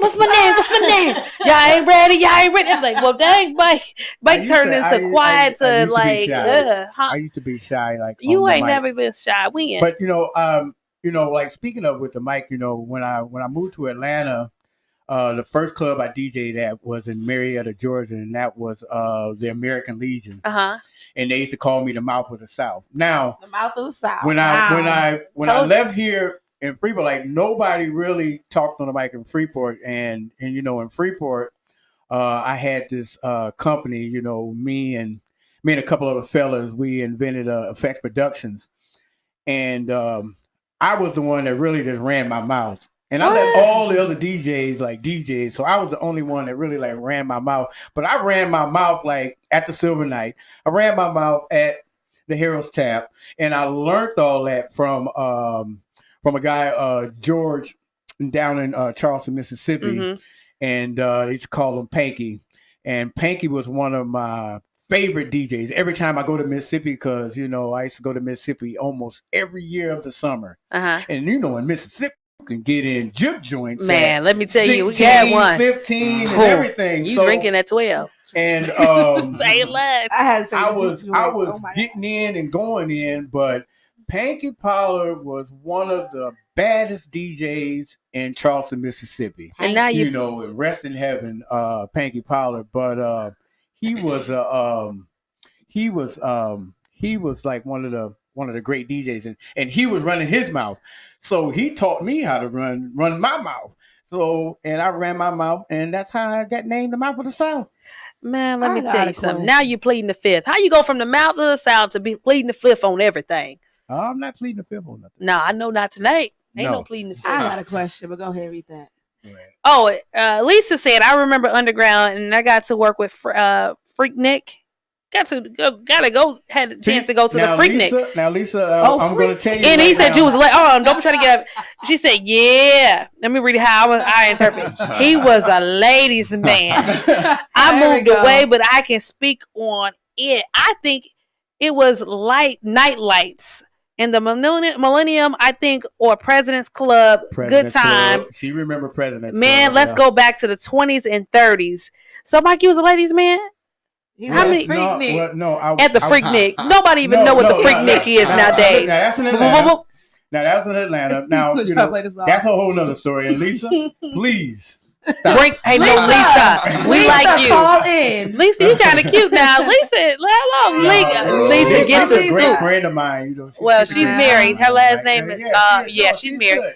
But listen, Lisa, and we're not gonna go all the way that kind. Yeah, we is about the Freaknik. It goes down at the Freaknik. Back in my days, but you know, like President's Club and things like that. You know, Semino's North. We ran that caliber. So my phone said no, we don't want to go to the Freaknik. I swear this phone going stupid on the Freaknik when I start talking about the Freak. Mike is over here sweating. He is Lisa. And I got a question. He is sweating. This man eyebrows about to come off. I'm trying to like get to these questions. I'm trying to like answer them one at a time here. No, it's only one. What happened at the Freaknik, Mike? Okay. What happened? Now, Atlanta Freaknik was you know, one of the biggest Freakniks down there. So my first birthday. There's some juicy way in down. Atlanta. Mm-hmm. My first birthday in Atlanta was when I went to Freaknik, and that right there made me want to move to Atlanta. Well, for the folks that don't know about the Freaknik, I'm gonna tell you. I'm gonna be honest with you. It's a lot of half nakedness going on. Everything. Yes, it is. I'd have been to the Freaknik when I was in college. It is a lot of shake booty. Shake it over there. Shake it to the right. Shake it. Mike, and you got stuck. You seen the shaking, and you seen the gyrating. You have to realize that Atlanta back then was like really hiring. Mike, man, whatever. You ate that chicken from Busy Bees, and you seen all the fluffiness, and you was like, "I'm moving to Atlanta." That's what happened. I'm coming back. You can be honest. No, actually, the pine trees and the beautifulness of this Atlanta. Man said, "Dang, some pine trees." Atlanta ain't that beautiful. Now you need to stop it. I'm gonna tell you for real. No, this is for real. Marcia Bankston and my cousin Wendy, like really influenced me to move to Atlanta. I'm serious. Yes, I'm serious. So why you feel like my that? cousin? Yes, yeah. Listen, Lisa called me. With all the other extras and stuff like that. Call me. With all the other extras and stuff like that, like all the people who I met on the way and all of that. No, Mike. Cool. So when you was DJing, did you have like 2 or 3 girlfriends or people you was talking to? Like, was it easy? Was it pimping easy? Because I seen it. I seen it in these streets. You know, you were artists, you be having it like left and right. Was it like that, Mike? Well, actually, no. It was. It wasn't easy. Man, you know what? It wasn't easy. It was hard. What made you get out of pimping? Well, really, I wasn't pimping. Okay, not pimping, because pimping is like now sex trafficking. Right. Okay, we're not talking about that type of pimping. Player. Okay, really. Kid and play. I had girlfriends. Just plain and simple. There we go. How many at one time? Drag that out. All right. Look, how many at one time? Simple. I had girlfriends. Like we gonna have everybody mad. Well, this is not good. I had girlfriends. That's okay.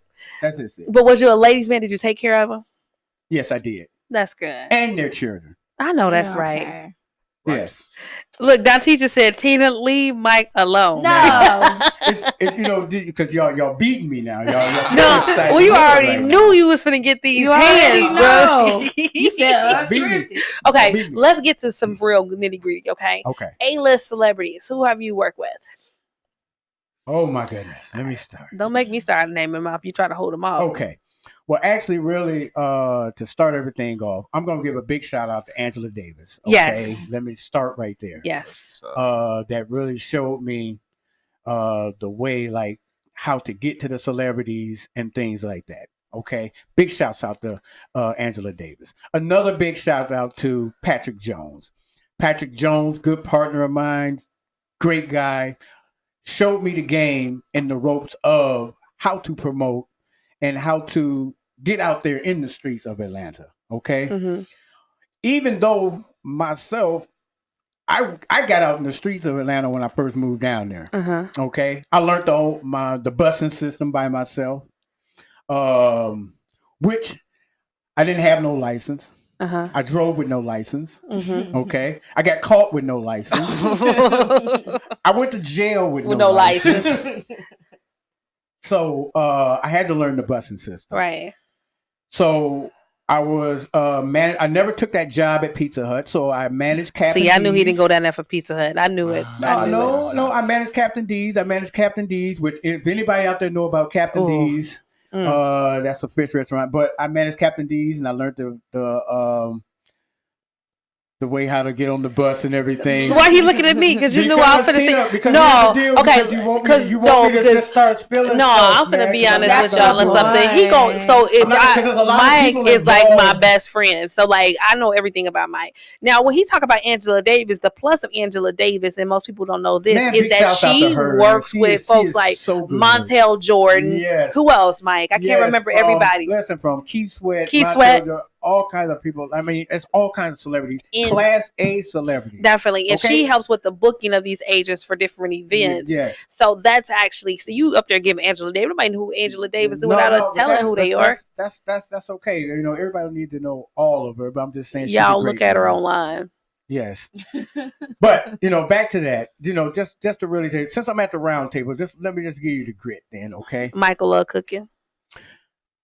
Captain D's. I worked for Captain D's for about 9 hours. I would leave Captain D's. Yep. I would get on the bus. I would go straight downtown Atlanta on the bus, go to the clubs, come back home late at night, boom, start the whole process all over again. So what I did was every day, I hustled every day, went out, got DJs' names, got producers' names, got this name, got club owner names, you know, hooked up with a lot of people. That kind of, you know, to get out there in Atlanta is hard. And really you have to network your butt off. Like for real. You got to network your butt off. So I did that like really on my own, but once when I started affiliating with people, yes, it started getting easier. Oh, like when you start talking about when you're Randy Gills and your Johnny Gills and stuff like that, you know, people and public announcements. Keith Sweat. I mean, like really, I haven't worked with public announcements. You had him here with the show. I tried, but that's okay. That's a whole other kind of story there, Tina. I don't want to bring that story. I'm just saying you done work with a lot of people. Yeah. Michael be trying to play it off like he just worked at Pizza Hut. That is not the truth. Mike got that. Look, Mike knows that your network is your net worth. And you've worked hard. And I want the world to know how hard you work and what you put into it. It's you know, it's hard because it's a lot of people's names out there. Like it's a lot of people's names like I could just name like Kenya, you know, my guy, like really I call him like my son almost, John B. You know John B. Definitely. You know DJ I. The DJ Patterson for Bone Crusher. Brenda Gregory. You know, I worked with Bone Crusher, and that, you know, I mean, like DJing, like when I was DJing, like I DJ'd in swinger clubs. And what? You know, what type of club? Hold on, back that up. You DJ in what type of clubs? He did what he had to do. I DJ'd. Mike, was you sitting there like this? I helped. What you helping us what? In the what? I helped another DJ. In the what? In a swinger club. Man, it is going down. And you know, money was good and money was plentiful, but I used my money just for all the wrong reasons because I really flaunted my money. You know what I mean? Right. To tell like people that's growing up, like right now, who's ever 20 or 25 or 30 or whatever, please use your money wisely. Definitely. Invest. Okay. Invest, do all of that. Do not like waste your money because me myself, like I blew a lot of money. Like I blew a lot of money to get recognition. Let me just say that. I blew hell of a lot of money to get recognition. Definitely. So, well, I think like Mike, when you think about your name in the game, and when people look at who you are, I don't care what city you go into, people know who Mike J is. And I think in order for you to grow as an artist, you got to be willing to invest. Now, hitting the clubs and, partying way too much, there has to be a fine balance. right. But when people know when Mike hit to Atlanta, this is how cold Mike is. I don't care what you say, Mike. You always stop it. I'd be like, he'd be like, Tina, we're going to go to Atlanta. Well, all right, we're going to get this club and we're going to get this club. We're going to get this club. And like, we shut the clubs down like every time. And it's because of the fact that you've built that network over the years that we can party and have for a 3-day weekend, 5 venues that we hit within 3 days. In 3 days. And most people can't do that because they haven't built that foundation there. So yes, I truly believe you lost some money, but also the investment that you put into people and things of that nature has been amazing, man. But I can tell you, the promotion game ain't easy. It's not. It's not easy. Like when I had a show in Nashville, the people was there, but still, I lost money. Right. But then at the end of the day, I got that connection.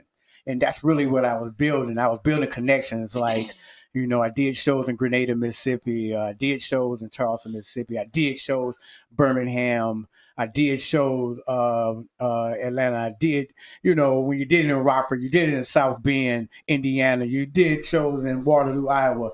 Like I took people from Rockford to Waterloo. Who you took? I took people from Rockford to South Bend. Who you took? Like, man.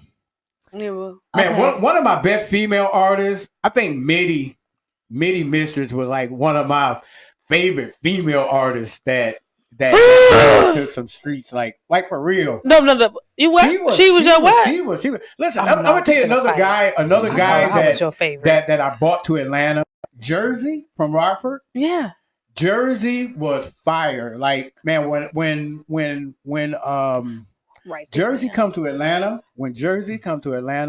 he really blew Marietta up. Like a lot of people in Rockford don't know, but Jersey was the man in Marietta, Georgia, like for real. He probably can go back to Marietta and probably somebody still remember him, like for real. I'm writing this in my notes that Manny is your favorite. G-Tide, G-Tide, like most definitely, like G-Tide was another great one. Oh man, who a lot of people rolled with me then, but now that's just back in the day. Now I got a question. Go ahead. Okay, so you spoke about the process of moving down there, taking that risk, all that. How long did it take you to build your network for other artists out there? Oh my goodness, that's a good one, Malaysia. Thank you. It probably took me about 6 months because I had help. I had a little bit of help, another great guy, rest in peace, Chris Jones. Yes. Rest in peace to him. He really kind of showed me the way, and he really kind of gave me the intuition to move down there because, he was about to have his own nightclub, and he wanted me to DJ at his nightclub. But, and it just seemed like, hold on a minute. Okay. It just seemed like the man above just took him away and said, you're going to have to move forward. You know what I mean? Yeah. Because I was more banking with his nightclub. He was like, no, Mike, you don't have to work or nothing because, no, you can work at my nightclub. No, that's all I want you to do with this DJ. Okay, cool. But he took me around to network with other people, with, DJ Taz and different people like that. So, he was a great guy, but it took me about 6 months to even start. But my cousin, Wendy, she the one got me in the American Legion to start DJing. So, because that was her favorite club, and she got me in there, and I DJed there for 3 years, every Friday and Saturday, straight. The main DJ every Friday and Saturday. So, yeah, but it took me about 6 months. But I tell you, them streets was grimy. Yeah. Them streets was grimy, and and I'm making salary and stuff like that, and I'm blowing money, and I'm blowing a lot. Like for real. I'm blowing a lot to get in the clubs. You know, you got to get through them cut lines. You're paying $80 to get in the cut line. You paying. You know, you paying that money until you get to that promoter to tell you, oh, Mike, no, I got you at the cut line. Your name is on the list. That's what I'm. And it took me about 5 years to get to that kind of status. So, but I was networking with a lot of people back then. You know, I grew up with a lot of people in my circle. A lot. I got a question. Let me find out. Oh boy. Nah. Like, all right, at what age as a young man down there in Atlanta on your own did you find out the importance of managing your money? Like after I'm saying like what age? What age no. were you? He said no, I didn't. But you gave the advice. Yeah. Well, actually. So I'm saying, where was your turning point where you like, man, I'm blowing too much money down. Yeah, I need No. Check this out. Okay. Listen. To be real, and I can be real to everybody. Okay. When I moved back to Freeport, that's what woke me up. Oh. You understand? Overstand. See, like you know, it wasn't like Atlanta kicked me out or nothing like that. You know, I said, listen, I went through the hard time. Like, y'all remember when it used to be a line at the gas station? Yeah. Remember, it used to be that's 2010, 2009, something like that. When everybody, you know, when gas was up to $5 and something. Guess what? It was no jobs either. Right. So I lost my job, everything, and luckily that I was still promoting and still DJing, and I had that circle behind me, like, and you know, I love my family and everything, but I was relying on my circle. Right. I wasn't relying because I'm like humble like that. I don't call my mom's back. I don't call her and say like, "Hey, mama, oh, I'm broke." No, that's not me. That's not my character. You know, a lot of people who know me, that's just not my character. I don't get down like that. I don't like it. I'll survive through it. Yeah. He will. I will survive through candlelight. Like if my electric is cut off, I'll survive through candlelight. And you know, like I have been doing that all my life. And when I really hit rock bottom in Atlanta, I lived in a hotel. Like a lot of people don't know. Like I lived in a hotel in Atlanta for probably 4.5, 5 years. Wow. I lived straight out of a hotel. You know, the kitchenette, that kind of hotel. I lived in that kind of little situation. But people would have never known. But on the outside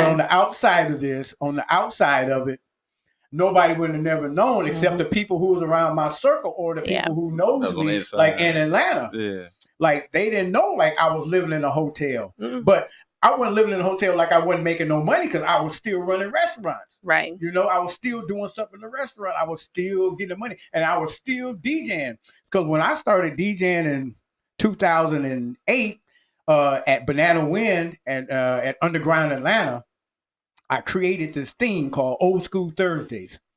And Old School Thursdays took off like a rocket. Like, forever. And another great guy, Richard Dunn that owned Banana Wind, he is like one of my tops, like of a great guy. And he gave me the realm, and then I had like DJ I with me, my other DJ. We took over the whole, not saying like we took it over, but we ran like the underground Thursday, Friday, and Saturday. Yeah. And you know, so to get to your point, with all that money coming in, guess what? All that money was going out. Waffle House, going to the club afterwards, going to the after party, gotta catch the bus. Right. Gotta get, you know, everything was hitting. So Barack Obama, he started the tiers. You remember the tiers, the unemployment tiers? I was getting unemployment, DJing, all of that, still wasn't doing nothing. But I wouldn't, see, my thing is, I wasn't taking care of my business. Right. And I can honestly say, I know I wasn't taking care of my business because I know that sometimes I got so shamed. I got so shamed to where, you know, sometimes I got so down to where I wouldn't even have communicate like with my family. I wouldn't even have communicate with my kids, but I love my kids to death, you know, but I was stuck because I was stuck between the glamorous life.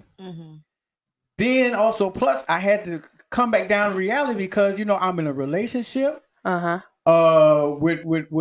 ladies, with some relationships was good, and some relationships was just like the worst relationships I've been in. You know what I mean? So, to boil everything down, I was more flaunting.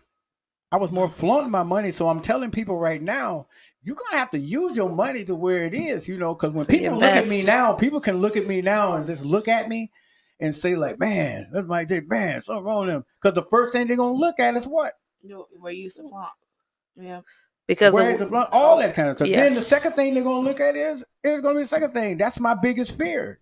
They're gonna look straight in my mouth. And like the dentist, and I can, to be honest, like the dentist, that's my worst. Mike, that's my worst fear. When Mike go to the dentist, I'm holding your hand. No, like a lot of people are probably trying to figure it out. Like, man, why is this dude have not like been like to the dentist? Because that's like even going in the office, I'm ready to turn around. I'm gonna drag your butt like in when there. you look at, and I know everybody have their fears of spiders and things like that. That's like one of my biggest fears. So that's why I use my heart. You know what I'm saying? I don't never use my eyes at nobody. You know what I'm saying? Because I know I got flaws and everybody else probably got flaws. That's the reason why you'll take a 4 versus a 10. Oh, I'll take a 4 before a 10. I'll take a 5. Mike said, give me a 4. I'm okay. As long as she can cook, I'll make her a 5. And she treat me good. Yeah, I'll do that. So, Mike, the time is getting down there, dude. Okay. I just want to ask you this question. Okay. Like, I seen you hustle. I seen you at your good times. I seen you at the bad times. And one thing I know about you is that you've always kept faith. Oh, I appreciate it. Man, don't take my words lightly. In terms of, I appreciate it. You always had faith. Like, and you always taught. I'm going to tell you, I learned from you the positive mindsets leads to positive results all day long. Right. What words of wisdom would you give these folks that's out here that's in this music industry? Because people think it's easy. And as you know, like you got to look the part, but at the same time, you got to understand the important investment. What you going to tell them, Mike? First of all, first and foremost, me. Okay, now this is just my opinion with like up and coming artists. I know it's hard out there. I know all of that, and I know it's hard like to get money and all that kind of stuff. But me, when I was coming up in the promoting world, I never played an underground artist. I never, ever paid one because, first of all, if you don't got no following, I'm not paying you. Mm-hmm. If you don't got nobody because, you're not going to use my crowd. In other words, you're not going to let my crowd boo you off the stage. Right. And stuff like that. But to tell artists right now, keep grinding. Right. No, just keep grinding. Keep doing what you're going to do. Just keep doing what you have to do. And you don't have to cuss and swear in everything that you do. Okay. You don't have to say that, oh man, your biggest blunt. You don't have to go on social media with blunts and things like that. You got to realize that some of this stuff is taking your image down than bringing it up. Mm-hmm. Definitely. But some people is like they say, they from the streets. They're going to do it. They're going to do it. So my whole motto is that, hey, you grown. Right. That's the same as with even if it's my kids or whatever. If you grown, once you're grown. Right. You can teach so much. So, but to artists and everything, keep grinding. Please keep grinding. That's all. Even if you got your own little circle of network and you just run just the region. Yeah. Even if you just run your city, that's success. But me into managing artists again and doing stuff like that, I'll never do it again. Like I'll never do that headache because y'all turn bougie all of a sudden quick. Yes, because you expect too much. You expect people to carry you. Everything like to get you shows, to do this, to do all that kind of stuff. Like, no, it don't work that way. So that's a whole different story. All that I'm just telling. Don't be looking at me, Mike. Ask, how can all the artists out there grind, man. Definitely. We're gonna come back in just a second, y'all. We need to go a little bit, y'all. Y'all got the scoop from Mike J, who's been harboring all this good stuff in the inside. It was all over the place, but Mike, it was all about you. No, because I just want to get my round table over it, so you can go ahead and start your round. Who gonna do a round table? I ain't gonna give y'all my business now. Y'all, we'll be back in just a minute. Coming up, he talked about positivity and he also talked about artists. All right, and guess what? We got one of the most positive folks I know in the city, Mr. 47 in the building, y'all. We'll be coming up in just a second. Rocky. Yeah, that's what I said, yo. I'll be back in just a minute. I cannot. What's up with you, Nelly girl? What's up with you, girl? Girl, I'm having a problem. What's that? Well, I'm in love with a married man. Did you just tell me you messing with a married man? Well, yeah. And what? Girl, see, that's the problem. A lot of single women in the world today want to be messing with a married man. Here you go. I got a thing with this man, and he's the best thing in my life. We can both live happily together, but he's gotta leave his wife. Now I don't mind playing second for a minute, cause I know he'll soon be mine. I wanna be with him, but don't wanna rush it, cause I know he needs some time. Girl, if you said your mama didn't raise no fool, you told a damn lie. Cause what you're doing ain't much about nothing, and I'm about to tell you why. Now any woman with a lick of damn sense knows he's not gonna be with you. So why the hell should he change a damn thing? He's getting his cake and eating it too. Sneaking, cheating, freaking behind closed doors. Yeah, she sneaking and cheating behind closed doors. Miss Adrian Johnson. That's what I wasn't going to get into. Yeah, Mike didn't want to get to the dang on sneaking. It's all right. Look, y'all ask me, let me do my round table. I'm telling you, it's going to get some juicy stuff. Y'all got to pay me. I'm gonna be like Russell Simmons, R. Kelly. I'm telling it all. I'm gonna be Oprah. You gonna be Oprah or Gail? Which one of these? Me? Yeah, you gonna be somebody. I'll be Gail. You gonna be Gail? Back, everybody. Yeah, y'all. It is what it is. All right, welcome back, y'all. To Soulful Discussions, Flight Radio 105.7, y'all. We in the mix and we got 47 in the building. What's up, 47? How y'all doing? I'm trying to get one. He's trying to get his phone and everything together. He like, listen, I'm looking good over here with my little shirt on. Yeah. I love it. Shout out to my daughter, man, and her mama. But Man. yeah, my baby, my daughter, she know me. She got good taste. Aw. So 47, you from Rockford, right?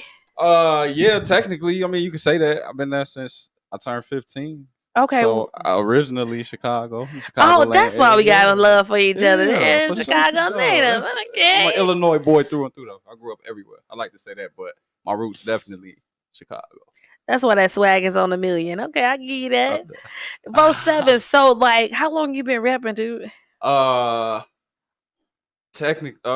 say for real, 20 years. He Since said for 99. real, for real. So for real, 20 Yeah, years. since I was like 7. Wow, definitely. Yeah, I grew up in the studio. So like on both sides of my family, my mom's side and my dad's side. So Definitely. either side, I don't know, and that's dope too because I get best of both sides. Definitely. Best of both worlds. There you go. South side and west sides of Chicago. There you go. That's Yeah. what's up. Now, you know what really attracted me to, and I'm not saying it like that, My y'all. family. Y'all know how y'all be. About 47 is when I first met 47, he had his daughter. Like, I have never seen a man that has more passion for his child and positive, your mindset. Like, where did it come from? It got to be from your mama or your grandmama. Which one was it? Look, I'm putting his words in his I know, right? I don't know. I think experience it's got to come from it come from a solid background. I was raised by some thorough individuals. Definitely, I had a strong village. So, and then along with my own little experiences throughout the way, and then it just happened because I wasn't always so positive. I was pessimistic. You was in these Patrick streets over here. Yeah. Uh-oh. I mean, no, I was just that too, but I was pessimistic. I was negative. right? Bad. Definitely. Bad, yeah. I'm glad I didn't meet that side because this side is perfect. Okay. Thank you. I think I like this side too. Definitely. I mean, we all gotta go negative at one point in time. I just cussed somebody out earlier this morning. I was definitely pessimistic. I got another little routine, couple other things I like to do to keep me from cussing people out of her. Woosah. Woosah, so. I mean, I snatched that wig off in a minute. That's calm me down. Okay, put my wig back on and snatch some eyelashes. Definitely. So, like, what's going on? I heard you got a project coming up. What you working on? Yeah, I don't know what I want to name it though, but I'm just starting to get back in my groove. I'm getting back in the rhythm of writing. That's what I love to do. I took like a big break last year, so I'm getting back into writing. And this new project though, I'm like 4 songs in. I like it. Yeah, Tell I me, just started writing it like this week. you know, the thing about it is life when you're an artist, it's at that moment. Like it's times when you have writer's block, you can't get nothing out. Yeah. Then it's times in your life and you're like, listen, I'm gonna lay these 4 songs right here, and they be like the fire because of life challenges. That part. I literally scrapped my whole project, so I understand, and then That started over and then wrote like 4 songs, like just like this. That part. Yeah, definitely. And then what I figured what helps too is I don't force it. There you go. Writing, nah, like I draw off life. Like one of my bros, he told me back when we was like young and doing reckless stuff, but we had sense though.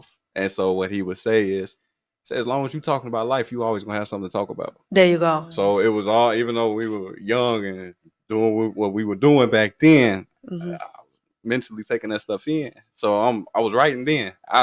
When I moved to Rockford, I dated it. My first actual song, like I was still going back to say, Chicago, then the suburbs and Kankakee and stuff like that, visiting family and whatnot. But then when by the time my sophomore year rolled around, I was spending more time in Rockford. That's when I started really seriously writing. So 2007, then carrying it on all up until today. So I just been documenting life. So I don't force anything when I write. That's my process. And so last year, like 2017, I wrote over 100 songs. I know. I mean, and then 2000 was it 17? No, 18. Sorry, my apologies. Then 19, I just probably still got like 20 songs in written, but nowhere near to what I would normally do. I just couldn't do it. I wasn't forcing it. And so I'm still documenting though. I'm still studying beats. I'm still listening to things. Yes. I'm still listening to instrumentals. I'm still listening to other artists. I'm finding something just to keep me moving. And I'm still keeping my face afloat. I'm talking. And then as I'm going along with my little journey, when it's time to write again, I'm gonna feel it. And then I'm gonna sit down and I know I'm it's gonna be fire. Oh yeah, that's what's going on right now. I know, because that song that you and Dantisha got, y'all know I'll be bumping that joint. That's big sis. Man, Sister Don, what's up, sis? What I love about you is really your positive energy. And I'll say your energy is because of the fact that, like, when you ain't never seen Dino. I call him Dino, aka 47. You can call me Dino. I call him Dino. 47 47, is what everybody know. I call him Dino. I don't care what y'all say. But when I first met, him and Dantisha, they was performing down at 100 Strong. And I was like, where in the world these folks come from? And then after that, you started performing at the Forge down in Bolingbrook and stuff, and Joliet, and your hunger. See, people don't understand when you're an artist, you get hungry, and then you be like, I'm gonna take that moment, blah, blah, blah. Yeah. And everybody had that moment. But we was talking. What did last year teach you? 2019. Yeah. Don't be anxious. There you go. And then it taught me that it was the year of completion. There you go. Things wrapped up. Even like 47, that name, I wasn't always going by that. That's within like the last 4 years. Oh, going on August 2016. That'd be 4 years. It'll be 4 years. So that name came from me seeing signs and symbols, and then I was tired of going by like Dino. That's like one of my guys in the streets was calling me. I was going by Dino Low, but then I'm like, I had this show. Speaking of the grind, I had this show out in Chicago, and so every time when I'm going back, I spent the last 5 years back and forth between Rockford and Chicago. So when I'm hitting 90, I see 47. Okay. That's my low end. But I mean, I'm like, even on the expressway, I just see this number everywhere. But those are my initials. Then I'm drawing off of like a million things at this time of my life, like 1 Corinthians chapter 4. Mm-hmm. It's chapter 13, verses 4 through 7. About love. That's what I really wanted it to be about. So when I get to this show though in August 2016, it's at the Harold Washington Cultural Center on 47th and King Drive. Mm-hmm. You know, so I'm just here go 47 again. So then I go in here and then they ask me, what's your artist name to perform? Me and my guys, man, my bros were there. I tell them my name, Dino. They get up there and they call me, we got Donald Glover. I'm like, come on, man, you know, that's my real name. So here go 47 again. So I'm like, I get up there, tell them everybody know my government name now. But after that day, I dropped it. I was like, you was like, I ain't even know. No, now it's 47. But then I had to find the meaning for all of that, you know. So I took that, you know, I like, you know, sometimes people call me 47. Yeah. That's something me and Don Tisha, we kind of play around with that too. I kind of do like that. I got to put it in my little haircut. I see. Yeah, the number 47. I thought you was from the low end on 47 in Michigan, like I'm from. But you know what though? My people originally are from Bronzeville neighborhood, 35th in Indiana. Okay. Like, but if you go over there in that area, that house isn't there no more. But it's like where you get the Maxwell Polishes at? Man, out west or anywhere outside too, everywhere. I'll be everywhere. When I'm in the city, I'm everywhere. But I love to eat good. I like to have fun. I like to do a lot of things. There's a lot of things I want to bring. And that's too, again, the name 47, focused on elevation. That's where that came from. Definitely. Yeah. I like that. So I had to find something else to live for, and then I gotta live by that. So I'm kind of off of that now. I'm like on the 7, 7 being the highest level of like spiritual understanding and all things. And it's just like being at a place of like serenity where you take nothing personally. Yeah. Yeah, it's a whole nother different place. So I'm getting back to that. And that's, for me, that 7 means slaughter every venomous enemy naturally. What? I don't have to. Okay, say it one more time. Sever every individual. Slaughter. Or 7 too. That works. Yeah. Every venomous enemy naturally. That way, me focusing on elevation. All right. It's going. I don't have to put my energy and time into that. Say it. It's gonna slaughter on its own. Me just focusing on being the better version of myself. The best version of myself is gonna kill off everything else that's venomous towards me. It's gonna kill it. Just like Messiah came back and was gonna chop the head off the snake. Okay. Yeah. Like that. So look, man, let me find out that 47 aka Nino done got deep up in the streets. A little bit, but yeah, I'm bringing a little bit. I'm bringing some. I'm a person, and like I said, I was negative as ever, but now I you know, I praise to the Most High. I know how to put the streets. I'm street and spiritual. I'm all that. I know. I'm with it. He said, I'm deep in these streets. Y'all not even ready. I've been gone from the streets, though. That's super old with. So, go ahead. So, what has been the hardest part of being in this industry? The hardest? Myself. Because you start off, like, my first real recorded song was August 2011. And then it's like, it's cool. Then you get in the studio for real. And my pen game always been sharp. But I get in the studio, my delivery garbage. I'm trash. I'm not liking nothing that I'm going home riding to. Bro, this ain't right. Then your homies don't make it no better. Like they do. But sometimes when you trash, they ain't gonna say you trash, but they're gonna be like, my bro said good self evaluation. I said, yeah, I got some work to do. so yeah, like that part. Not thinking, you know, feeling like why nobody supporting me. Then you mad because somebody else that's probably got more of a solid fan base than you, or got, you know, may know more people in this area than you. They got, or people that been behind them anyway. You like, damn, why you following them? Why you supporting them? You can't support me. Yeah. So you go through all those emotions as an artist, and it's not even that you know, jealous of that person. You just want that love too. Right. So you go through that. You go through a lot of different phases. And then you figure, like, I get to this point, I'm close now, but then you look up and it's a little higher. You still got to keep climbing. So it's just that constant grind, you know, I would say would be the hardest part so far. But I mean, now it's like, it's smooth for me. I'm cool. Gotta go through learning. I know where I'm at with it now. There you go. Yeah. With this album that you're getting ready to drop that you have no name for, but I know it's gonna be fire. It's gonna be hot. What do you want people to think about when they hear this album? I want them to, cause it's gonna be cold. I got a couple ideas of some names I want to kind of give it. I'm not quite you gotta give them a name, but what you want them to say when they hear that song? Be like, is it gonna be a love song? Is it gonna be life? What is it gonna be? The reason why I brought the title back up is because I always base it.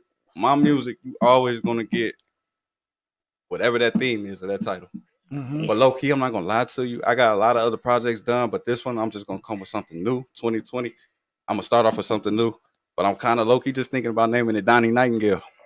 Okay. Okay. And so, like, I don't know the spiritual significance of the nightingale bird, but Yeah. I'm big on birds. Uh-huh. But nightingale is my mother's maiden name. Okay. So then Donnie, how I was nicknamed that was from my great grandmother when I was 2, because I'm a Okay. junior, named after my father. So they separated me. Donnie, name meaning prince of the underworld, or overcomer, world ruler. Okay. So I just figured, I honor my mother's side, Donnie Nightingale. I'm kind of thinking that. Okay, now Just a that little was bit. deep. Just a Now, little sure, bit. you got me all excited. I can't Just wait. a little bit. Definitely. So, like, it's a lot. I didn't answer y'all question. Okay. The music, it's you about to get everything. Like, soon as the first track come on, you. So we gonna tee up? Yeah, tee up, and then but it's gonna mellow out. Okay. And then you're gonna get everything. So We're gonna see every emotion. You're gonna get life. You're gonna be ready to get in your bag. You're gonna be ready to get in your, you're gonna be ready to get your money right. You're gonna be ready, your whole element, and you're gonna be ready to put it all together. You're gonna feel like a woman. You're gonna feel like a man. You're gonna feel good. I don't want to feel like a woman and a man. No. The men gonna feel like men. I want to feel like a woman and a man. Like women. The women gonna feel real good, especially the women. Shout out to the women. I love women. Look, let me hold on. Look at the chocolate. Look at the chocolate thunder over here. Let everybody look at him. Look at hold on. Look at the camera for everybody can see chocolate. What's up, y'all? Chocolate. What's up, y'all? All right. So where can everybody find your music now? Matter of fact, I got one track on Spotify still, SoundCloud. I'm not gonna lie to you though. Everything you can go on SoundCloud, 47 FOESEVEN. Everything on there. Have fun with it, enjoy it. I guess it's nothing compared to what you're about to get, and even some of those songs are probably gonna get redone. I know that's right. Yeah. So, but they fight too. You could check them out, but I'm telling you, it's slight. But I'm gonna let the world be the judge of that. There you go. Definitely, There y'all. you go. Now, y'all can find some of his performances online too. I know on Facebook. Y'all look up 47. Yeah. Or when I tag him, I put in his whole government name, Dino. Yeah, look, that's 47. Look for 47 videos. I'm telling y'all, he gonna bring that fire in your performance. You're just not an artist. You are a performer. Yeah. And those are two separate things. So people now come out and hold that mic. Definitely. Like you swinging them dreads like the right. I mean, he's like a Waka Flocka up in there. Wow. Like you teeing up on that thing, and I love it, man. Thank you. Just keep on doing what you're doing. Tell everybody where they can find you at on all social media sites. All social media sites. Facebook, you can find me under You See Me Gang, Dino. That means you see me. That's that's gonna make a lot more sense in a little bit. Uh-oh. Yeah, when you change your name, I was like, what in the world? Who is this? That means a lot. That means that's not just for me, that's for everybody. I want everybody to feel like you see me. Whatever it is that I'm doing, whether I'm in nursing school, whether I'm a construction worker, whether I'm a rapper, I'm a singer, I act, whatever. You see me, I'm out here. I'm living life. I'm doing my thing. I'm You See Me Gang. I'm with my kids. I'm with my mama, my grandma, my granddaddy. You see me. That's just how it is. Everywhere else on Instagram, Twitter, wherever else I'm at, 47, I'll pop up. Definitely. The guy with the locks. I know that's right. Get a world out there. Get some shout outs out there. What's up, y'all? Shout out to my bad. I'm cutting you off. No, shout outs. First of all, shout out to you all in this room for inviting me on the show today. Shout out to my village. Shout out to the committee. That's my family. TT Stacy, what's up? I talked to her earlier. That's a personal shout out I got to give to her.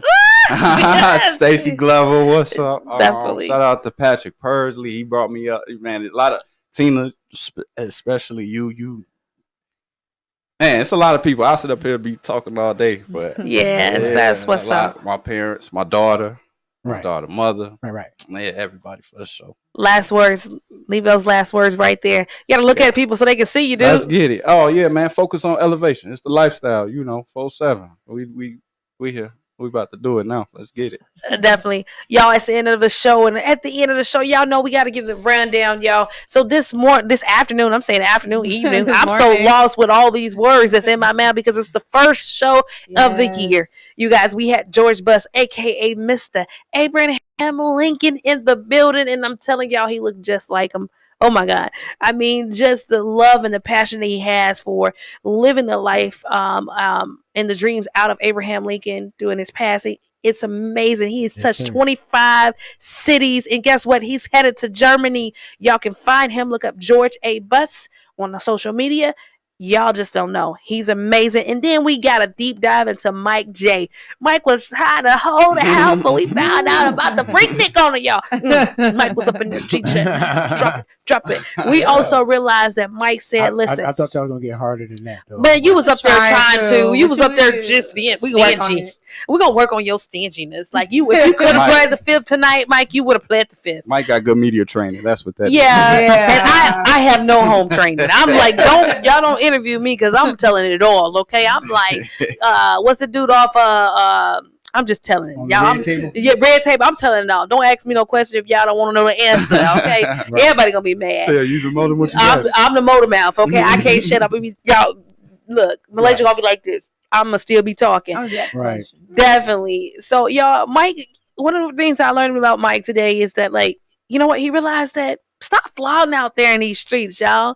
Like, who are you impressing? Are you impressing the people around you? Because when you ain't got nothing, who's actually gonna be there? Right.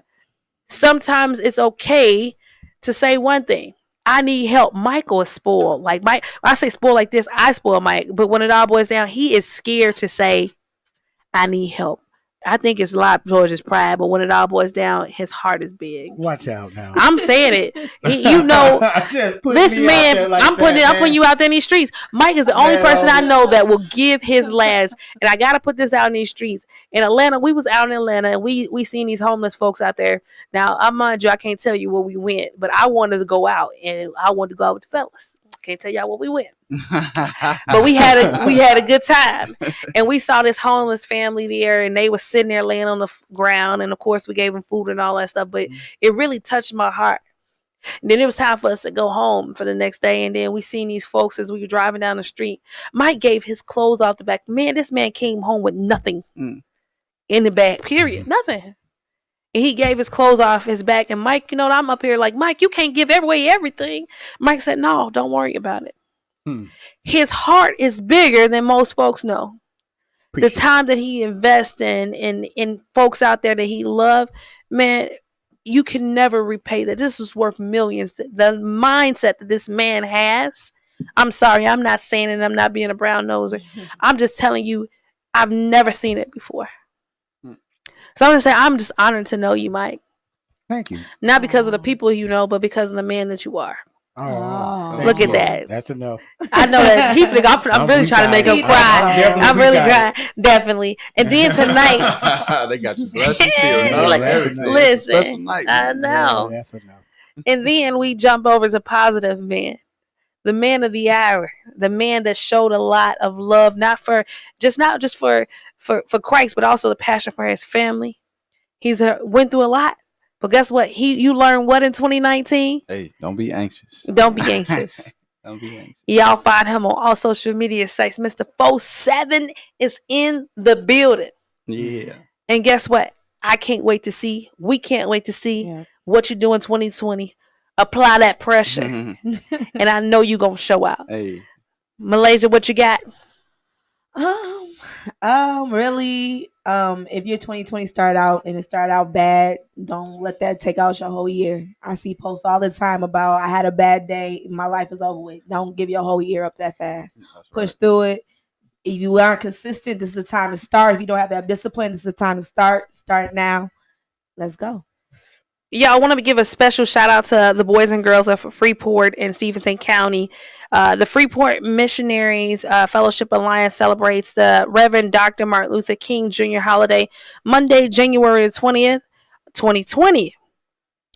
5 p.m. at the King Campus Gymnasium. Y'all come on out. They said, give us the ballots, y'all. They're going to celebrate. Y'all make sure y'all come out. There's a scholarship that's also applications that's out there. So please look them up. It's the Boys and Girls Club of Stevenson County. That's all going on. Once again, Boys and Girls Club, Freeport, Stevenson County, Freeport Ministry Fellowship Alliance celebrating Dr. Martin Luther King on Monday, January 20th, 2020. Man, 2020 just sounds so amazing, Mike. Right. At 5 p.m. at It is King amazing. Campus Gymnasium. Y'all, look out for Flight Radio. I'm telling y'all. See, the concept of us started with just a simple dream.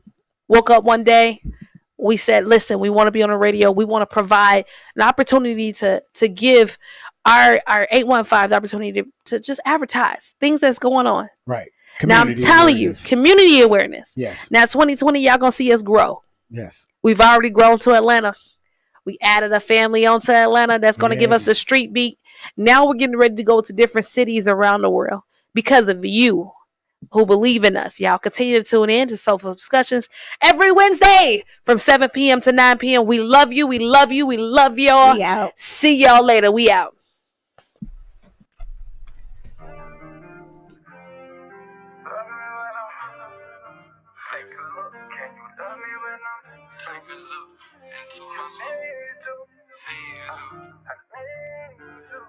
A lot of women want my babies, but I don't blame them. A lot of women scream my name, but I won't save them. How can I pride you carrying my last name when my last name ain't even my real last name?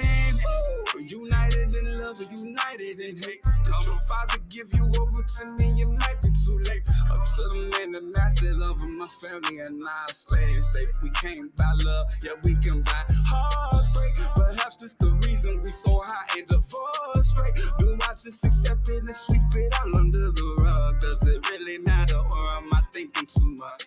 A man's pride is a mother. I've been through a lot, but I still cope. And if it look like I'm drowning, send me a rope. You here while I got it, one thing I gotta know. Can you love me when I'm broke? Just promise me you got me and I ain't going nowhere. You got my insecurities, baby, I don't care. Only thing I care to know. Can you love me when I'm broke? Baby, love me when I'm broke. Hell, love me when I'm broke. Hey, baby, can you love me when I'm broke? Oh, can you love me when I'm broke, baby? Mentally, many years ahead, I flirt out some. I know I want somebody, but I play hard. The woman that earns me knows that I'm worth it.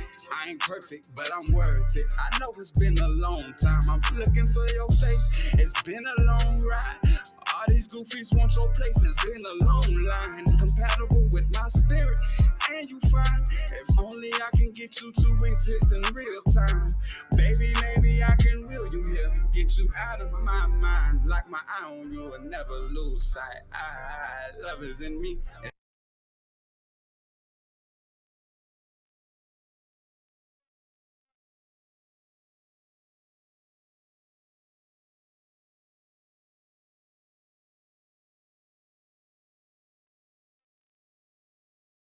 What's happening? It's your boy G Todd. Whenever I'm in Freeport, I'm always listening to Soulful Discussions with Tina Renee every Wednesday night on Freeport's own 105.7 Flight Radio.